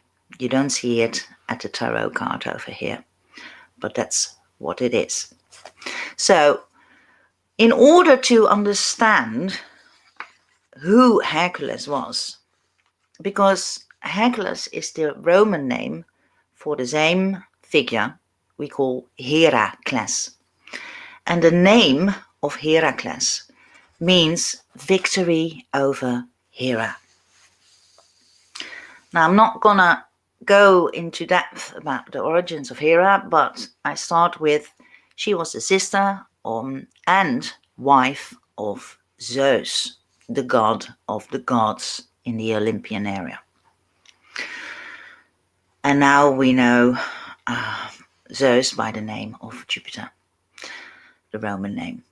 Zeus, as it turns out, that is quite normal in these days, but Zeus unsuccessfully attempted to court Hera. So he resorted to trickery by changing himself into a sloppy cuckoo, as a certain kind of bird, and Hera took pity on the bird, picked it up and placed it near her breast, and as soon as that happened, Zeus transformed into his real figure, presence. And Hera was so ashamed that she was tricked as a goddess, that she was so foolish that she agreed to marry him. Now, trickery is something that Zeus used quite a lot. And not only Zeus, by the way, but all these gods used trickery quite a lot. And that was not something that Hera liked very well, because what did he do? He tricked mortals, female mortals mostly, and had intercourse with them. She couldn't do anything about it. She tried once, and that didn't really work out well for her. So all her anger and shame of losing her position as the wife of God, as a goddess of herself, she put all her anger to the women that he had intercourse with, the mortal women, and not only the women, also the children. And Hercules was one of those children. And the funny thing is, in the Disney story, that goes completely different. Anyways, when she heard Zeus bragging about a son who would be wonderful, talented to be a king of someday, she had no intention of letting a demigod be a king. So she took all her power and made sure that someone else was born first. And this was, I don't know if I tell the name correctly, this was Eurystheus. But this wasn't enough for her. She drugged Heracles, which caused him to kill his first wife and children. And when regaining consciousness again, he was so ashamed. Again, here we have shame, the things we do out of shame. So his shame caused him to flee civilization altogether. And later on, his sister urged him to go to the Oracle of Delphi, which advised him to go and submit himself to the king, Eurystheus, by executing, well, first there were 10 assignments, but it became 12 assignments in order to receive salvation for killing his wife and children, and mostly to obtain a rightful place between the immortal gods of Olympus. So I don't know, can I go to the next slide? Yes, I can. So he had 12 assignments to reach his salvation and immortality. And all these 12 assignments are linked to a certain star in the Hercules constellation. And to a certain zodiac sign and their planetary ruler. So when looking at it from a different perspective, all these assignments relate to the invitation to use them as a way of mastery of all these zodiac qualities, and that is huge. So we're not going to get all into them. We're just gonna concentrate on what we need to do as a collective for 2025. So you can see here that Masim, the 9th assignment, and funny enough, of course, it's also the 9th year, numerology wise. The 9th assignment that Hercules had to do was steal and obtain Hippolyta's belt. And Hippolyta was the queen of the Amazons. So, who were the Amazons? The story goes that these were a tribe of warrior women. And their first queen, actually, Harmonia, was a daughter of the god of war, Ares, and the goddess of love, Aphrodite. Again, those were brother and sister as well. Hippolyta, their current queen, was given a golden belt by the god of war, Ares. And of course, this object was giving a certain magical qualities due to the stories about the Amazons. And the daughter of Aristaeus really wanted to have that belt. So Heracles was sent out to get it, and luckily for him, not on his own, of course. And there are 3 different stories about how Heracles got hold of the belt. Completely different. The first one is that Hippolyta, while meeting Hercules, hearing his story, gave the belt willingly to him. That's one. The second one is Heracles is trying to seduce Hippolyta. Didn't work. So, in order to obtain the belt, he kidnapped her sister and threatened to kill her if Hippolyta wouldn't give him the belt. The third one is that Hera, again Hera, going to the Amazons, passing on the rumor that while Hippolyta was with Heracles, telling that he wanted to kill her, so all the Amazons took on their battle costumes and went over to the scene where they were, which got Hippolyta killed and many other Amazons. So, 3 different versions on how he obtained it. And it doesn't really matter which one is the true story of what went on. We can all use the information and look at what is reminding us of in relation to what the belt resembles and how we can apply the qualities of Virgo in a positive way in relation to communication, because Virgo is related to Mercury. Again, communication. Now Virgo's quality, every zodiac sign has certain qualities which can be in a positive and a negative way. And it's all about the balance of these two. Not only doing one thing, but both. And see how you can balance and integrate both of them. And as humans think that they need to go in a certain purpose, they need to remind themselves as well that the process is the purpose itself.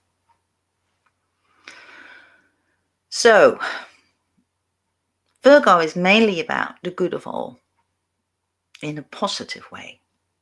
And the belt is a symbol of this union of togetherness, which can't be broken. We are all connected, whether we like it or not.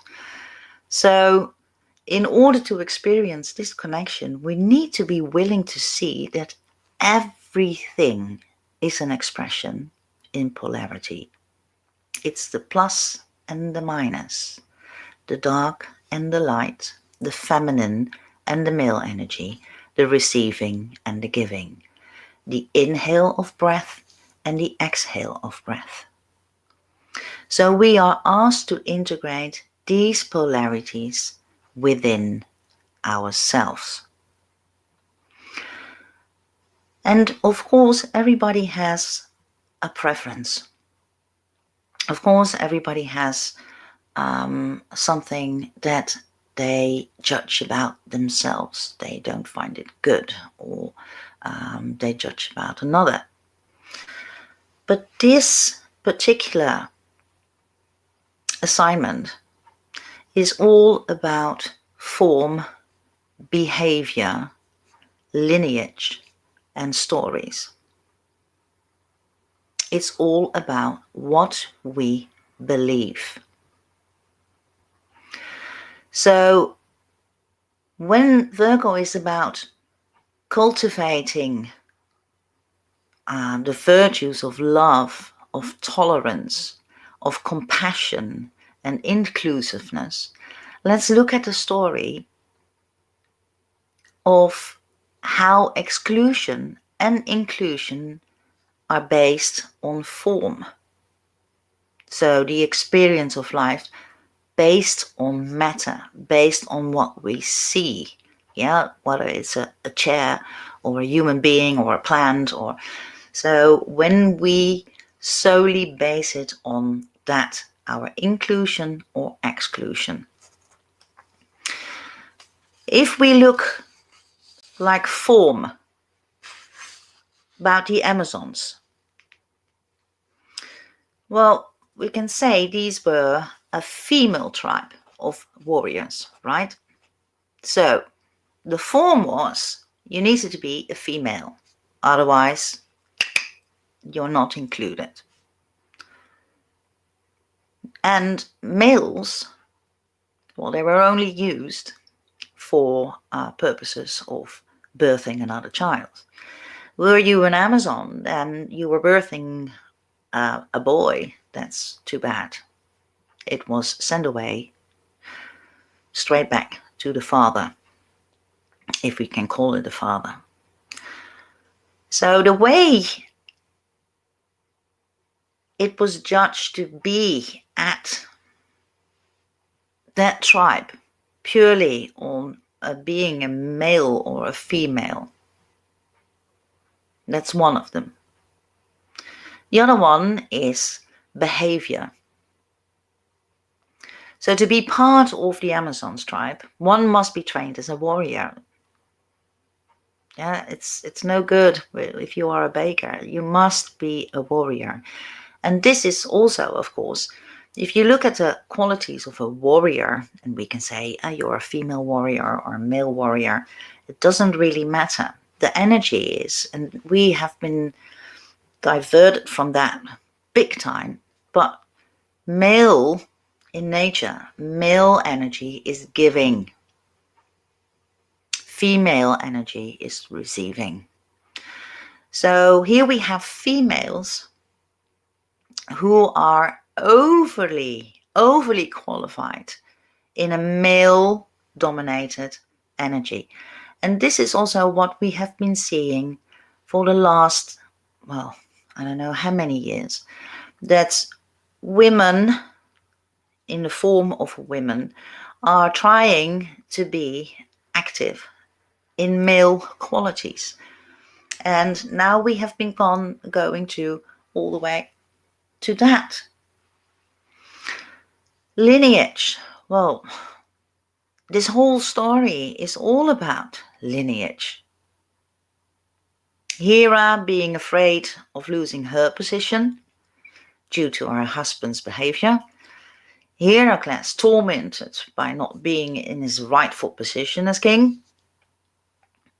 The Amazons following the lineage of Ares, the god of war. So all the stories we have based on our position as ancestors and how we are living out these stories based on lineage. We mostly don't even know how important that is and how that influenced us today. So all these stories we are living are still experiencing life based on beliefs of what is right and what is wrong from a human perspective, based on form, based on behavior, based on lineages. Well, even Hippolyta's belt, I mean, it's just a belt. But due to the stories of all the myths about the Amazons and everything, one wanted to obtain an object. So it's about position and possession. Now, if we go looking at the ninth house in the traditional system, it is related to I explore, I teach, wisdom, higher education, law, cross-cultural relations.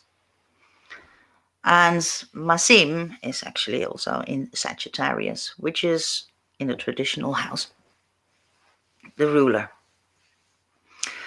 And we are in the numerological way, we are at 2025, which means 9. And 9 is a closing number, because after 9 we got 10, and 1 plus 0 is 1. So then next year we have a new start. So we are asked to reflect on everything we do, everything, by using our everyday creation, mixing it by the 6th house of Virgo. And the 6th house is, in what way do I serve? How attached am I to certain systems? How much time of my life am I focused on health? Where do I get my sense of usefulness from? And how is it all related to form, matter, conditions, to my lineage, and how much of this is related to my beliefs of what is right and wrong? Now the hermit is standing there, not in the midst of a disco dancing floor. You can't judge if he is related to a certain lineage, to a certain tribe, to a certain. We can see it's a male figure, because mostly I don't know many males who have that long of a beard, but it doesn't really matter whether it's a male or a female. What it is, the beard is talking about old knowledge, old wisdom. So he is looking inwards. He was looking downwards, not at the ground, but focused inwards. And his lantern is holding up, and it contains a star. And as I told you, all stories are based on the stars, are based on the constellation. So we are asked to reflect in our daily activities, in our daily creation, because it is what we believe and our thoughts about it is what we create. And all these reflections are asked to integrate, to make another choice, and share by living that example. If we go to Virgo,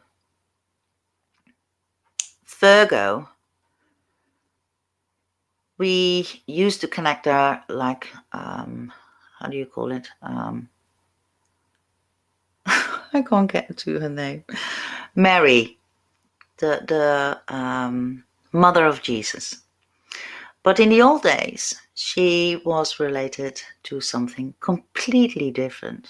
A Virgo was related to a free woman who follows her own moral code of integrity, not following the rules of society. So Virgo, you see her as a woman, but it's not about the woman itself. It's not about the figure of the woman. It's about the female quality. And in the early days, it was linked to Astrea. And Astrea is about divine law. Libra is more about the man-made law. And in the older days, Libra was actually part of Scorpio. So they were cut off later.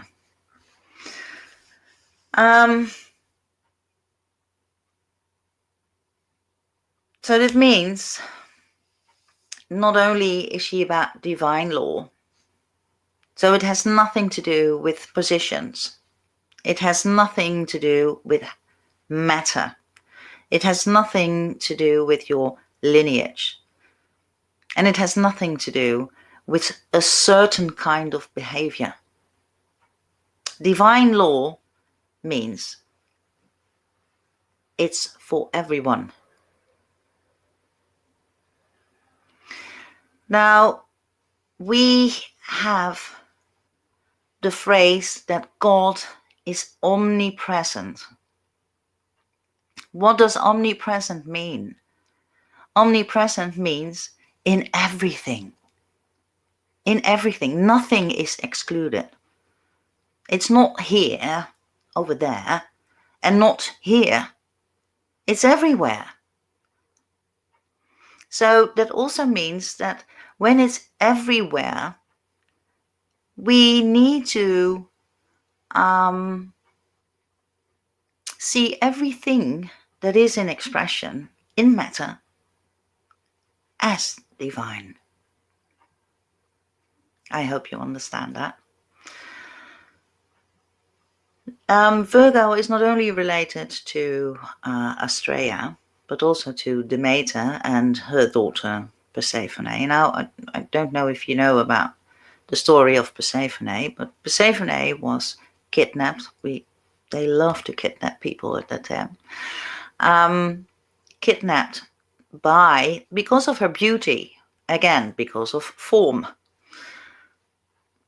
by Hades, the brother of Zeus. And she ate some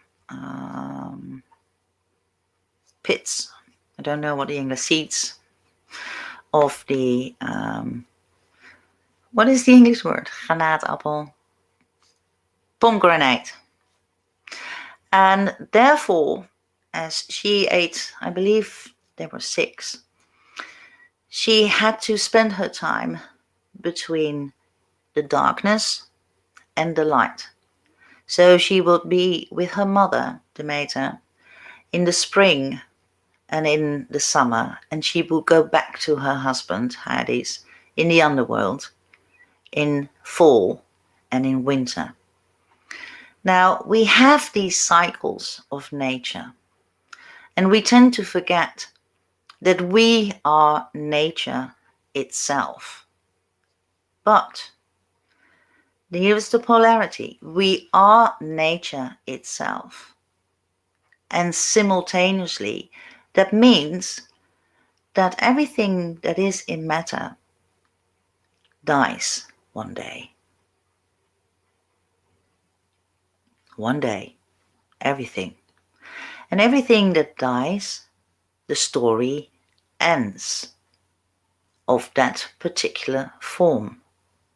But it can be used again as information, or when we have it in nature, as something that we can grow on for another form. And simultaneously, it is not the form that is eternal. It's your soul that is eternal. Now, how do I link these as well to the other stars? Ras Al-Gheti and Rukbali Shamali, if I say it right. Well, in the tarot, you have the 9 card, and in the major arcana, the 18 card. And 1 plus 8 is 9. So the 9 card is the moon. And the funny thing is, the Hermit, the 9 card, is related to the sun. And the moon card, of course, is the reflection of the sun. Now in the moon card, you see a dog, a wild dog, or a wolf, whatever you want to call it, and you see a domesticated. And you have 2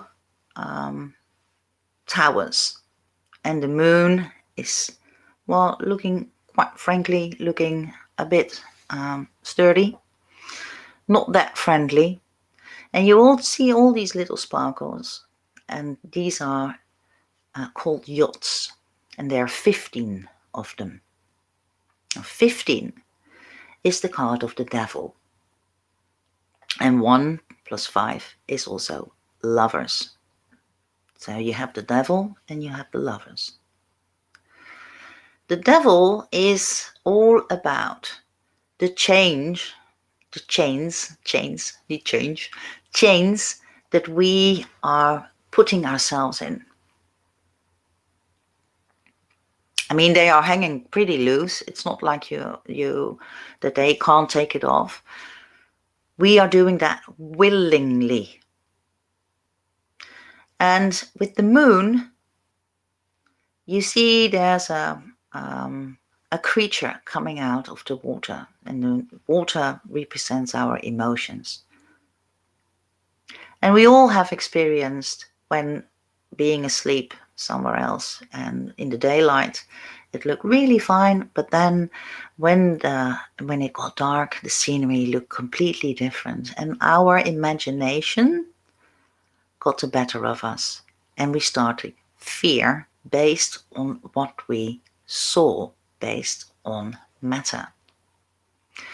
So we are definitely gonna be challenged this year on our attachment to matter, by the fear of losing matter, instead of enjoying matter and not seeing it as something that is you can lose, but because you don't have it, you never ever have it. So 1 and 8 are the Magician and the card Strength. And the Magician is all about I am. That's what Kellie said as well. I am. So what we are actually, that's what we believe, our thoughts, and what we express. We create the experience of the realization of reality that we are experiencing. So, as you can see, the Magician has a snake as a belt. And the snake is all about transformation. The Magician is about transmuting the powers as a divine being, but that also means the divine responsibility of what it is that you believe, of what it is that you speak, and of what it is that you do.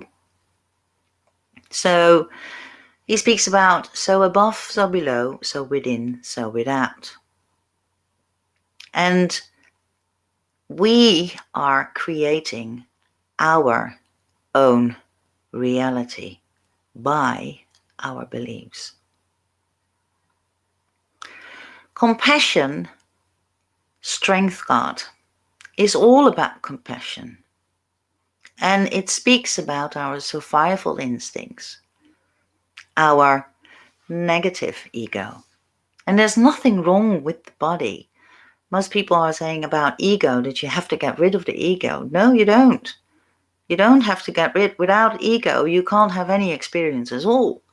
Because you have a body and your brain is also included in the body. Yeah, and you have your personality traits. That is all containing the ego. So it's about the negative ego. That's the one that is constantly busy with survival. And we need to know what our survival instincts are. We need to know that, sorry, I was distracted by a comment. So the ego, we need to go look at the ego, the negative ego of those beliefs that we are solely humans in body.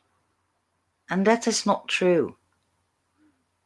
It's not true. We need to transform these negative thoughts about survival, because when it's about survival, it's always about me being eaten or eating the other. And that has nothing to do with inclusiveness. That is all about matter based on fear, false evidence appearing real. So compassion is looking these into the eyes. See what kind of judgments you have. See how shame plays a role.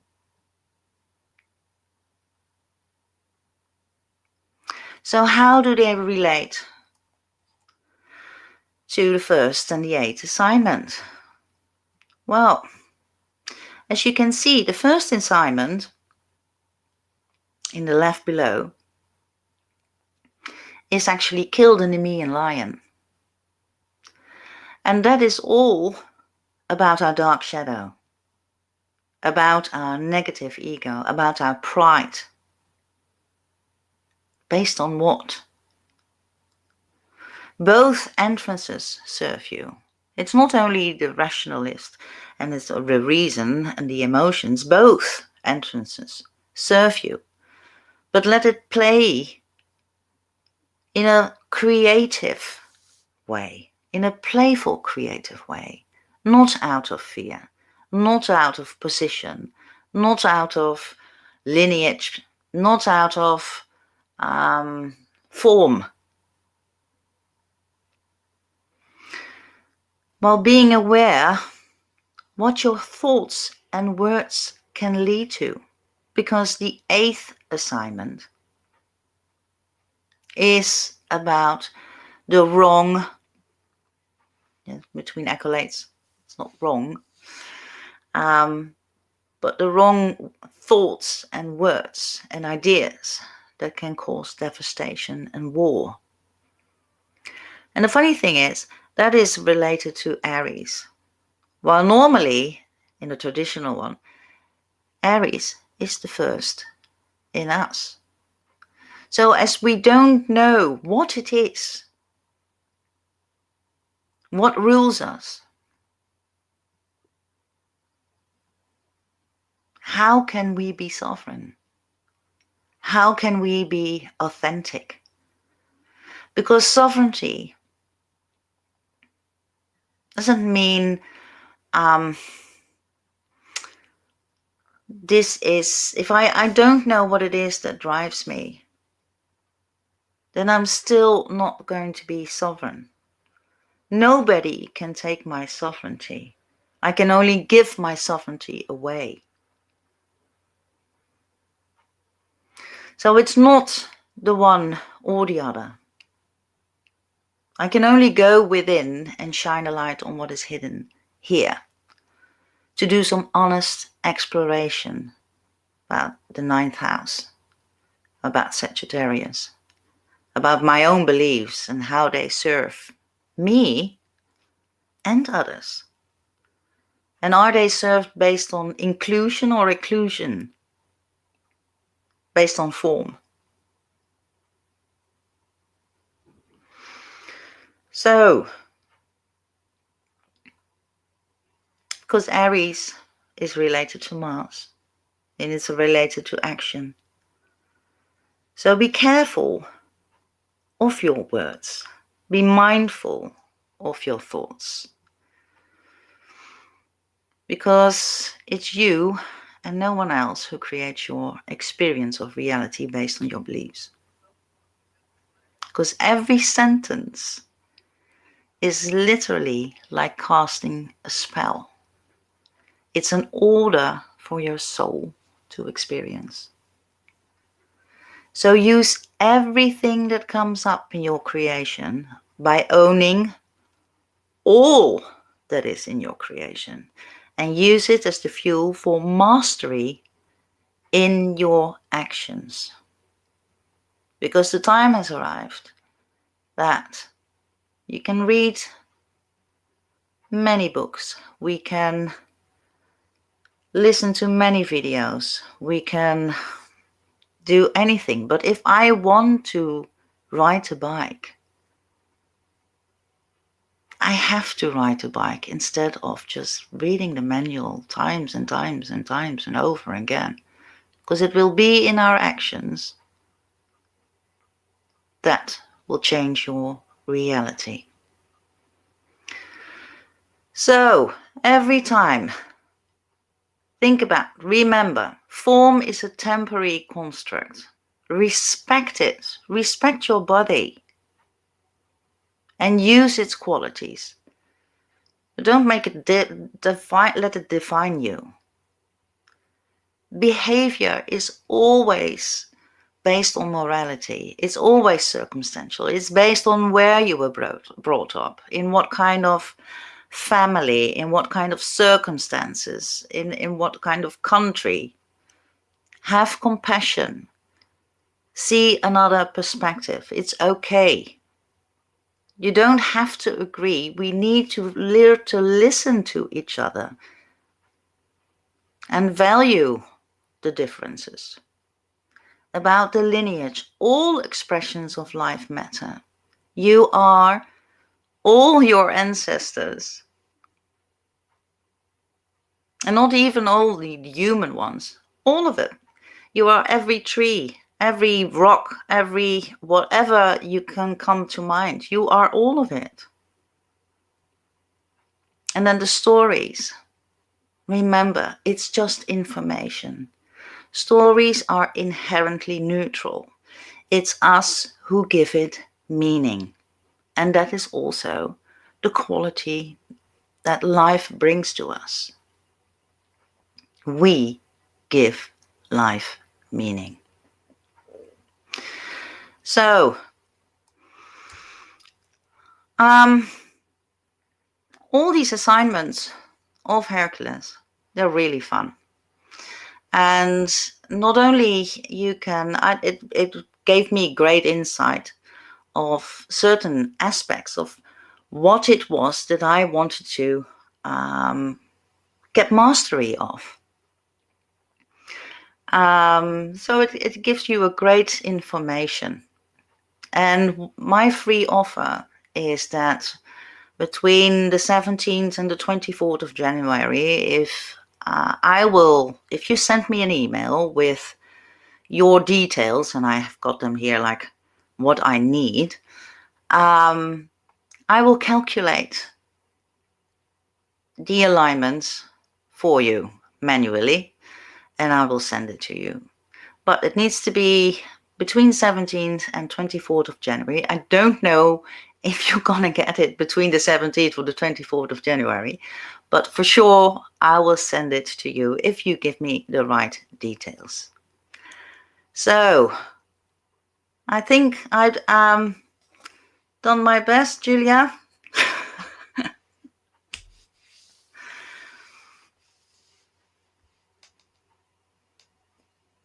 That was amazing, Joyce. Thank you so much. You are such a natural, brilliant storyteller. We were all captivated, and there were beautiful synchronicities here for some of the viewers. So I look forward for you to enjoying the comment section as Okay, you I fall will. behind. There was one question about the chart, the wheel that you shared with us. Yes. Is it accessible anywhere if we wanted to explore it ourselves? Where can we find the wheel that you shared? On my computer. No, I have it. We could take a I made it screenshot. myself. So Amazing. So it is in the presentation. People can find it in the presentation for sure. And if you will ask me, if you want me to calculate your personal stuff, you will get that as well. Yeah. Wonderful. So Thank you for that generous gift, and thank you so much for this beautiful presentation. Okay. Enjoy the rest of your evening. We're going to play a little segment and then introduce the last speaker of the day. Okay. Blessings. Okay.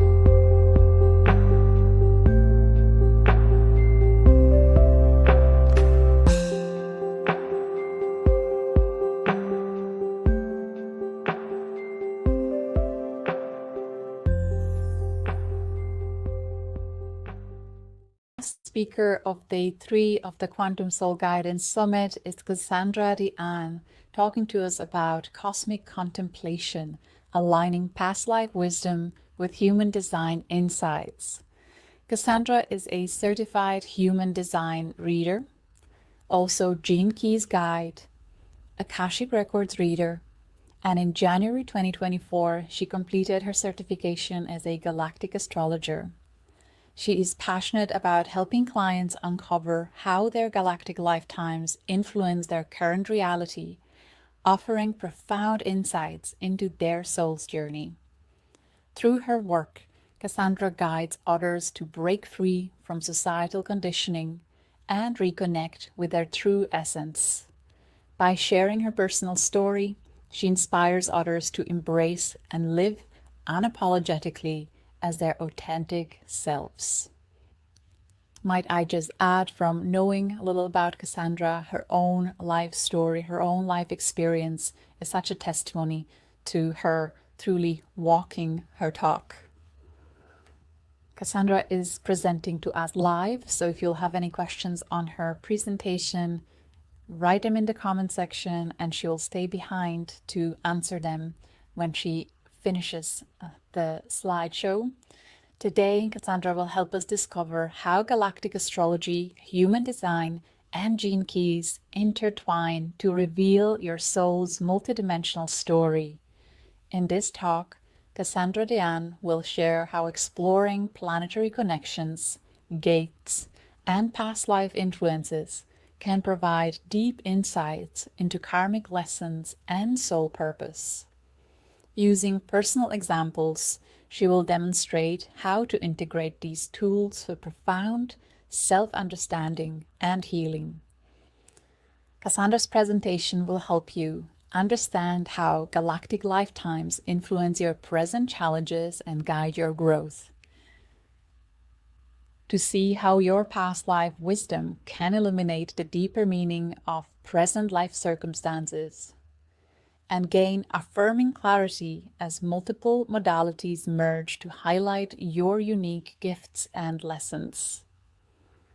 I'm so grateful that we have this topic included. Thank you for this offering, for this gift, Cassandra. Welcome to the stage. I enjoy the flow of wisdom that comes through you. Oh my goodness. Thank you so much, Julia, for the beautiful introduction. I am so excited to be sharing today and diving into this topic that is near and dear to my heart. So, as Julia said, we are going to be talking about cosmic contemplation. I just love connecting dots and noticing patterns and seeing how these beautiful modalities such as galactic astrology and human design and gene keys can all come together and present to us this just rich, beautiful example of our soul's journey. So I want to start off though and just kind of tell you a little bit about why this subject is so exciting for me and intriguing to me. So the truth is, really, I did not consider much of this stuff. I am fairly logical. I had a spontaneous spiritual awakening that sort of happened overnight. And all of a sudden, all of this understanding just sort of rose up from me. And I had to be sort of spoon fed a little bit, coming around to the galactic side of things. But what I have found and what I absolutely love is as I work with this beautiful knowledge, time and time and time again, it's so wonderful seeing what is revealed through the Akashic records. And then my logical mind gets so excited looking at a chart and seeing the synchronicities of how this information is so woven into who we are and what our light signature is. And so I would love to kind of dive in and start with giving a little more information about some of these modalities on a basic level before I get into the meat of things. My goal today is to try to help you see this information through practical light and it to be digestible. So that said, Julia, I would love to start my slide presentation. Awesome. Here we are. So I want to start off by talking a little bit about what I like to call your light signature. Now, there are different names for this, but this is a term I've heard used from Robert Edward Grant, and it just stuck for me. But if we were to break it down, what is a light signature? So your light signature is essentially just your date, time, place of birth, capturing you at the very moment of when you were born. And this information can be used through various modalities or tools such as human design, astrology, to kind of pull information into help you understand more about your soul's journey. And so I see the light signature as, you know, it can be also looked at as sort of a blueprint. That's another word that perhaps some may resonate or have heard, but it's the the record of your energies or your soul's story. And so this can reveal past lives, your energy, so much information about who you are, your journey, what you're here to share. Now, next, I want to talk a little bit about what is galactic astrology. Now, I'm assuming since we're multiple days in to this summit, I'm sure most of you have a really good idea of what that is, but just in case anybody is coming and hearing this for the first time, I just want to give you a very basic idea, like I said, of these modalities as we dive in deeper. So if we were to consider that our soul has experienced many adventures across time and space, and that by understanding these past lives, we could understand with greater clarity our journey in this life.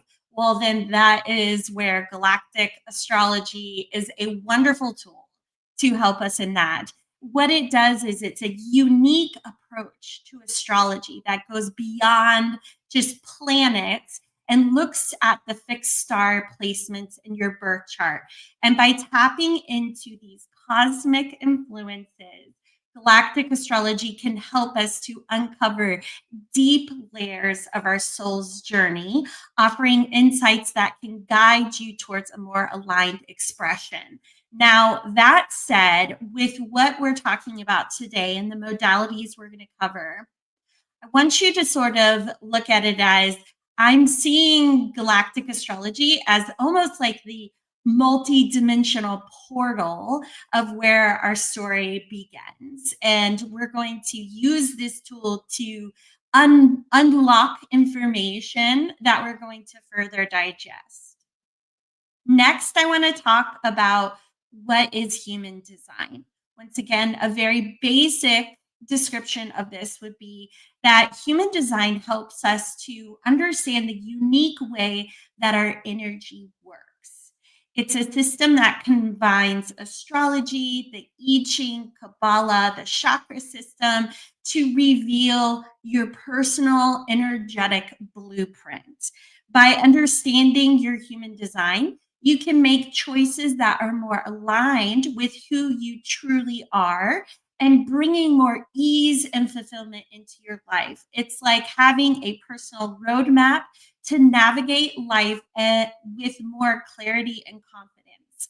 And one of the reasons why I personally like human design is the concept that I feel human design presents to us is that we are definitely all very unique beings that are here to function and operate in our own unique paths and own unique ways. So when we're looking at human design in today's presentation, what I want you to sort of observe is if galactic astrology is like that portal of opening, human design is almost like a way of helping us measure by exploring, looking at how our energy is being expressed. And when we look into the gates of human design, which are associated with the I Ching, what we're doing is we're taking this story,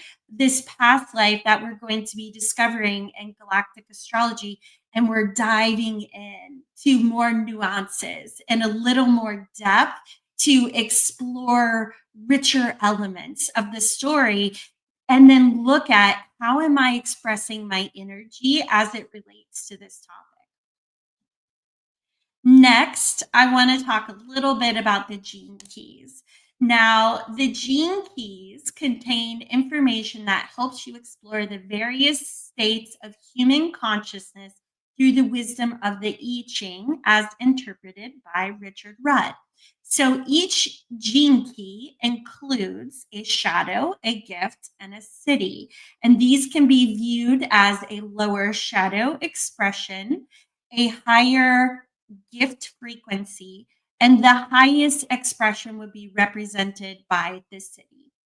Now, diving into the gene keys is like unlocking the secrets written in your very DNA, offering pathways to awaken your highest potential and purpose, and realign to the rhythm of all life itself. Now, when we're talking about gene keys here, so for me, most of my transformation in my life has come through contemplation of the gene keys. And the gene keys has this unique way to take things even deeper and add more rich depths, and often result in deep transformation. So when we're looking at this modality today, we are looking at this from a perspective of, we're opening the portal, we're measuring and viewing how the energy is expressed, and then we're contemplating, and we're transitioning, and we're transforming the energy. We're learning the lessons. We're coming out of the story into new light and new perspectives. So it tends to be quite transformative. All right, so I'm going to say, Julia, if we can pause the slides for now. Pause the presentation, and I would like to tell you a story. Now, this is, I feel like, one of the best ways to witness this unfolding is through storytelling and example. So I want to share with you one of my own past life stories that I've unlocked through Galactic Astrology. And then we're going to take this and we're going to look at these different tools we've just discovered and talked about and see how it all adds up. Okay. So the story I want to share with you today is one that I unlocked through exploring a life that I had on Capella. Now, in this particular life, I just love when I'm uncovering these things, because I love starting with the Akashic records. I love my galactic astrology chart and I love the numbers and all that, but I just think it's fun getting the rich details. So I'm going to share some of that just for fun of how this energy presented itself to me. And so when I connected to my records, it was just this beautiful place in which I can remember there was rich, colorful greens and blues. These colors were very much a part of the place where I was in this particular life. And I can remember feeling this essence in my soul. Like I knew why I was there. Like I wanted to be a caretaker. I wanted to be really involved with the people, to embody this nurturing, almost motherly like energy. That said, I also was very grounded and felt connected to the land and the people. And I had a little bit of a practical side to me. I was very, very intuitive. Now, as the story went deeper, before I go too far, I want to give a little bit of information. And that is that whenever we're exploring past lives and we're seeing different characters and expressions, I invite you to keep in mind that we are, at the end of the day, all consciousness exploring and evolving and experiencing itself. So therefore, sometimes there are villains and good guys and bad guys, and chances are we've all played different roles in that game. So in my story, it was in the earlier stages of conscious exploration, and there were a group of lower vibrational, meaning not as consciously evolved beings that were living more in a state of service to self, a survival mode, and these were the reptilians. Now, in my story, what happened is they had come and kind of engaged with me and my people. And ultimately, I ended up being sort of coerced, like, you scratch my back, I'll scratch yours.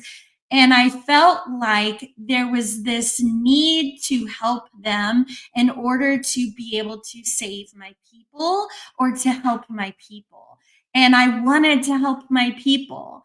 And so I agreed to go with them and use my gifts for whatever purposes that they had. Well, they ended up using my intuitive abilities for psychic warfare. So I went around to different locations and places with this race of beings, and my intuitive psychic gifts were used for harm. And because of this, it helped their agenda. And I ended up getting wrapped up in that life in a very fear-minded energy. So what happened was that I wanted to care for my people, but that practical side of me just kind of got the hold on me. And I thought, I have to do this. If I don't do this, what's going to happen to my people? And because of this, I ended up falling into fear mindset, falling into survival mindset, and I ended up causing destruction and harm. So this was the past life that I uncovered. Now, Julia, if you would kindly pop up my presentation again. Thank you. So here's what I would like to do. I would like to take a look at these different tools that we talked about, and I want to kind of show you how my past life I uncovered was woven into this story. All right, so we're going to start off with connecting the dots through galactic astrology. Now, this particular life that I uncovered was to Capella, which was opposite to Neptune and Sagittarius in the 3rd house. Now, there were many dots with this past life, but in order to kind of just give you a taste of it, I wanted to share a few things that I discovered. After having this past life, I pulled up my chart and I looked at the connection, and then I pull the dots in. I start to connect things. So the first thing I found interesting is that when we're looking at Capella, there are some pieces that connect to Greek mythology. And one is that this particular star can be connected to themes of nurturing and protection, and also to the mother-father energy, which felt like it was very aligned to what I was feeling with this desire to want to care for my people, but yet also that, it came into that fear side and the desire to want to nurture. So this felt to me like it was definitely a affirmation to what I was picking up. Next, we can look at Neptune. Now, when we're considering Neptune, Neptune can be definitely associated with psychic and intuitive gifts, but also on the shadow side of Neptune, there can also be the theme of illusion or trickery, not seeing things clearly, which in my circumstance, I can feel into the energy and how I felt like I was, whether we call it trickery or I just wasn't seeing clearly due to my fear, but there was just some sort of illusion there that wasn't allowing me to trust in my own inner authority or judgment on the circumstance, to where I started to feel like someone else had to intervene or help or save us in some fashion or another. The other dot I connected was that this is connected to the 3rd house, which has themes of being connected to your local environment. And also Sagittarius connects to the theme of travel that ended up tying into what I was doing with the reptilians. But also can note that with Sagittarius, there's also an energy of having inherited wisdom and spiritual practices that come natural. And so once again, here we have this perspective we can look at as I was a highly intuitive person. I had this practical side. I had this fear. I didn't trust one side of myself. And so these things all align. Now, the second aspect in my chart with Capella was square to Saturn in Virgo 11th house. Now, this was a pretty big aha moment for me because when we look at that, this was a realizing that in return, in this life, I'm balancing energy as I'm stepping into my intuitive gifts and using them to impact the collective as service and assisting versus harming. Okay. And this we can look at through Virgo being a theme of service, service and assistance, help. The 11th house is also others, community, a larger whole. And often when we see the square element, what we're looking at is karma, can be one of the themes. So when I'm looking at this was a big moment for me in which I thought, oh my gosh, I have, which we'll dive more into, but part of this story is I have issues with trusting my intuition. And often I would look at it as, oh, this is just something crazy or, just stuff that under the rug. It's weird, but when I saw this, I realized in ways I'm balancing the scales. I'm going through a journey inviting me to evolve out of this energy, to trust my inner intuition, to trust my own abilities, and then to be able to come forward to help others through transformation and evolution by using those gifts as a way to rebalance that energy when I didn't use them for good reasons. Next, I want to look at human design. So for human design, just a quick note here too. I would say if you're not familiar with your human design chart, I love human design and I'm trying to control my urge to talk everything about human design right now. So this is just a taste to help you see the story unfold, but you can pull your own human design chart if you go to a site such as Genetic Matrix and be able to pull up a human design chart for that. Now, once again, we're not going to be going into much of what this is for now. I want you to just, if you would please just keep in mind this story, we're going to focus our energy there.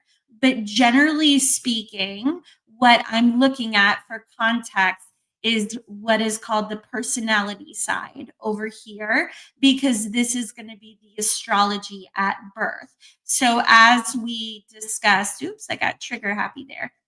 As we discussed, I was looking at my position connected to, here you can say Neptune. Okay, so we're going to find Neptune, which is right here. Okay, and that is in gate 26.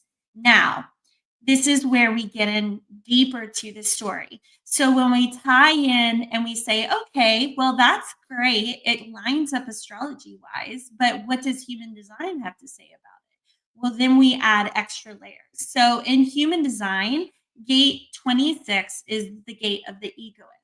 Now, this is an interesting gate because it basically has an energy that people with this, when in alignment, have a natural gift of persuasion that allows you to pitch or sell to almost anyone. You can convince almost anyone to find value in what you're offering. Another note I would add to this energy has a way of which, when in alignment, noticing what people need to receive or understand about the energy in order to see the value in it. So it could present the same idea authentically to 5 different people, and it might sound a little different. It would still be an integrity, but it's an attunement to how they need to understand the energy in order to see its value. Now, in its lower expression, however, this can be energy used to manipulate others and used for persuasion for your own benefit. And it also has an energy in which it can be very concerned about material wealth. And oh my gosh, like when I saw this, I thought, wow, here I was in this life concerned about how am I going to care for my people? How am I going to take care of my people? Like I not trusting in that intuitive ability. And then I used this persuasive gift against others, essentially, in this storyline. Now, if we were to look at my Saturn aspect to this, this is coming from the gate of realization. Now, this is, in its highest expression, a gift for understanding life by relating to personal experiences. You can also be gifted at structuring and bringing order to random thoughts and information, and you know how to make sense of things. But the challenge is to learn to turn off the mental challenge, those negative voices in our head, the fear that comes into our head, and learn not to force yourself to solve your problems, but to trust in the clarity to come. And so here we can also look at the storyline and say, okay, did I do that? Did I trust that everything would work out for my people, that, how I used my gifts could maybe present ways of doing things? No, I ended up feeling unable, incapable, and instead felt like I had to force a solution. And in my mind, that solution came outside of myself and from someone else. I'm going to take a drink of water.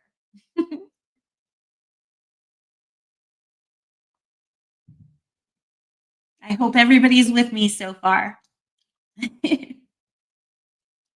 Okay, now we're going to look at it through the lens of gene keys. And this is where the good stuff happens. In my opinion, this is just brings it all home in this story. I actually, if I'm being honest, was having another aha moment in writing this presentation. It's like I already knew the things, but when I really was diving into the gene keys, I just had to stop and take a breath because I thought, wow, this is just incredible to see this unfold. So through the gene keys, here's some information that came through. So when we're looking at this is the shadow of pride, a gift of artfulness, and a city of invisibility. Now, this gene key is associated with the ability to bend light and turn it to your advantage. At the shadow frequency, fear causes distrust in the natural flow of life. Therefore, out of fear, you can try to control life by pitting your individual will against the whole. In alignment, the 26th gift loves to dress something up in order to sell a product, ideal, or truth. But the key here with this energy is you have to put yourself in the limelight and act within your highest good. Gene Keys mentions that this is the sacred trickster. Now, adding another layer of depth to this and why this was a big moment for me is in my journey, I have a hard time, believe it or not, I have a hard time being seen. I have had a hard time gathering the courage to step forward and feel confident enough to share my intuitive gift. I know it's strong. I know I have it, but I have difficulty at times feeling comfortable enough in stepping forward. That has been something I've really, really had to work with myself on. Another element of that is I tend to be obsessively concerned about integrity. And I never really understood why, but I'm someone that it has to look this way. I have to do this ritual. I have to clap my hands 5 times, spin around 10, touch my toes, reach the star, say 5 prayers, and then I can perform my gift. So, and I've learned that a lot of that is coming from me allowing this energy to be transformed and transmuted out of my storyline and to step more comfortably into my ability to use this gift and be seen in that manner. Now, when we look at the Saturn placement that I had, where I talked about this being in my 11th house, so this is the gene key of 47, and this is the shadow of oppression, a gift of transmutation, and city of transfiguration. Now, the 47 shadow is an access portal through which our deep fears flow into our waking consciousness. And unless you face your unique fear archetype, you cannot open the portal to inner transmutation. That said, this has been a journey for me in so many layers. It has helped me understand myself and my fears around being seen, my fears of being in integrity, trusting my gifts. And also, to add to it, another journey of this is, can I be financially supported in doing what I love and using these gifts to help others, which also ties into that 26. So on multiple different layers here, you can see this story has influenced my journey and the things that I am here to transmute and the importance of it. And especially when we're talking about Saturn placements too, I think that we all kind of know Saturn is going to stick around and you're going to have to face those things. So with this story, I'm facing my unique fear archetype of how this all plays out and how I use this energy.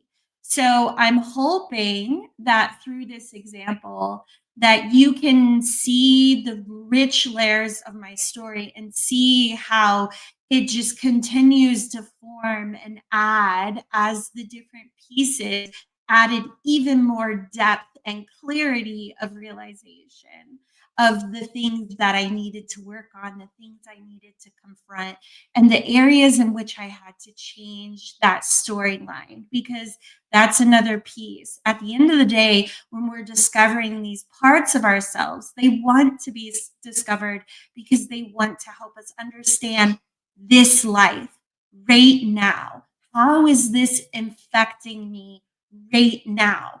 And it was woven in many areas of my life and has helped me in so many ways to move forward with more understanding and more clarity of what it is that I'm here to do and share and why. So I'm just going to pop up this one little slide really quick, and then I'm going to invite you, if you want, to take a screenshot of this. This is not a perfect solution, but I wanted to basically give something that someone can walk away with this today if you're not familiar with human design, and to be able to look at maybe your natal astrology chart, your galactic chart, and find the placements and see what gates they come play into Now, that said, it does get a little sticky if things are on the cusp of certain energies. So this isn't a perfect solution. I would highly, highly, highly suggest that you pull your human design your human design chart, your galactic astrology chart, and the human design chart, as you saw, which I'll flip back right here, the personality side. That is what the numbers of what you will be looking at to determine what the gates are. So like I said, I knew this was a Neptune placement. Here's Neptune, therefore this is the gate. So I hope that helps, because I'll give you one more quick example since I've got a little bit of time. The other reason I wanted to show you this is because you can also take placements that are not in human design and contemplate them as well. For example, I wrote down another one. Another way you can use this energy is, let's say, for example, you don't know a past life. Like in my case, I did. But maybe perhaps you're like, wow, this is intriguing. I'm kind of fascinated, but I don't have a past life to play with.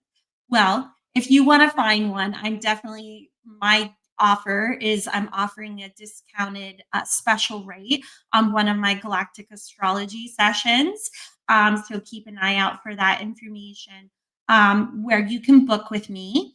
But if you wanted to kind of get started and you don't have a past life, you can also consider different placements. So for example, one that I wrote down here also that could be considered is, I wrote it somewhere. I can't find it at the moment, but I have it memorized, thankfully. So in my Galactic Astrology chart, I like to look at the part of fortune placement, because the part of fortune can guide us into understanding, like, what is it we need to explore to feel fulfilled in life, our lucky spot, or where ease flows to us when we align with those energies. And I thought, that sounds like one that would be a good idea to explore a little further.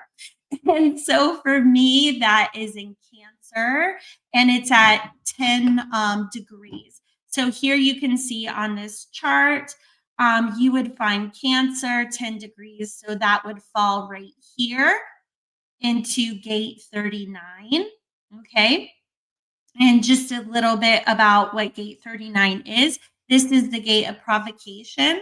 And so what's interesting about this that really resonates for me is that the shadow expression, the repressed shadow expression, can be a desire to suppress or hide your emotions. And it can also be an energy in which you can often feel like a burden to others, which is very much aligned with experiences I've had. It's also quite ironic because for those of you that know with astrology, having my moon is in Capricorn, which isn't exactly the easiest of placements. So yes, you're working on not repressing emotion or feeling like my emotional expression is either too big, too much, bothersome to others, or a burden has definitely been an energy that I've had to work through. But what's beautiful about this is it says that this energy is at its fullest. It's here to inspire emotion and excitement and joy and passion and get people pumped up to like really experience the fullness of life. And so when you look at this, it's also connected to a placement in my part of fortune connected to Lyra. And so then we could add the galactic piece there and see how Lyra has like a very beautiful expression of like courage and charisma and, you know, this zest they want to feel for life. And so this says to me, by understanding this energy, I'm like, okay, I'm definitely meant to get over my fears around my expression being seen and witnessed. Once again, being seen. And through overcoming that, I will feel more fulfillment. And bonus, I will hopefully inspire others to get excited too. So, all right, that is my presentation. I guess I will stop. We could stop the share on that. All right. So Julia, I'm good. I don't know. That was everything I had. And yeah. That was absolutely brilliant. Very busy comment section, so many amazing slides, and it really makes it much easier to grasp on how brilliant these various modalities are and how interconnected they are, how well they work together. So having the benefit of someone who took the deep dive, such as yourself, who can see the patterns across these multiple modalities, like that guidance must be invaluable. And I'm sure your clients continue leaving raving reviews for you. So what a gift to our community, Cassandra. Thank you so much for opening us more to both Gene Keys and human design and sharing that brilliant slide at the end. I took a screenshot with my phone and on my computer and can't wait to go through my chart once again, exploring Gene Keys even deeper. So what a gift. Thank you. Enjoy staying behind in the comment section, and I'm going to just share the final video and our beautiful theme song that we're all enjoying so much. What a beautiful day. Thank you so much. Year 2025 and beyond. This concludes day 3 of Quantum Soul Guidance Summit. I hope you really enjoyed the content, found many valuable gems that can support your year 2025 and beyond. In case you're watching this in replay and you would love to ask a question for any of the speakers today, feel free to reach out to them directly. When you go to my website, juliabalaz.com, and click on the Practitioners tab, you can find every speaker of the summit on the page there, including their contact details. So feel free to connect, subscribe on their social media, and look forward to diving deeper with their own niche, with their own content that they produce in support of our collective evolution. Before we finish the live stream today, as every day, we played the theme song of the summit, The Power of Now by Alexia Challen. So while the song plays, feel free to say your goodbyes, share your highlights of what you enjoyed the most from today. And I look forward to connecting with you again tomorrow. We have 2 more days of awesome content prepared for you. So thank you so much for being here, sharing this space with us. It's wonderful to be here together, enjoying these mind-expanding, heart-opening topics with such a wonderful community. What a blessing. Have a restful evening, day, morning, wherever you may be tuning in from, and I look forward to seeing you tomorrow. Bye for now.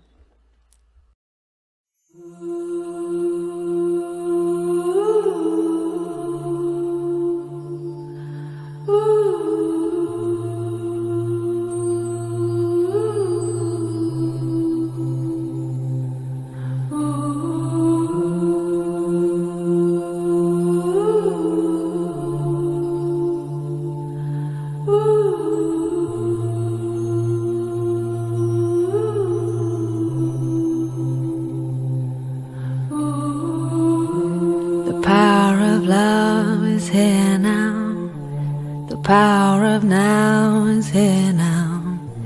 The power of you, me, is here to create magic on earth. The power of love is here now. The power of now is here now. The power of you and me is here to create magic on earth.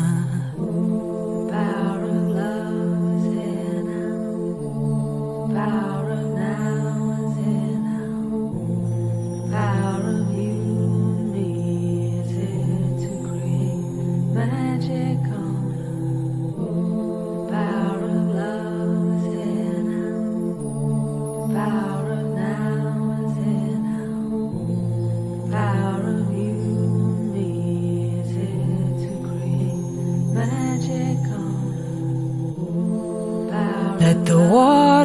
wash away your tears.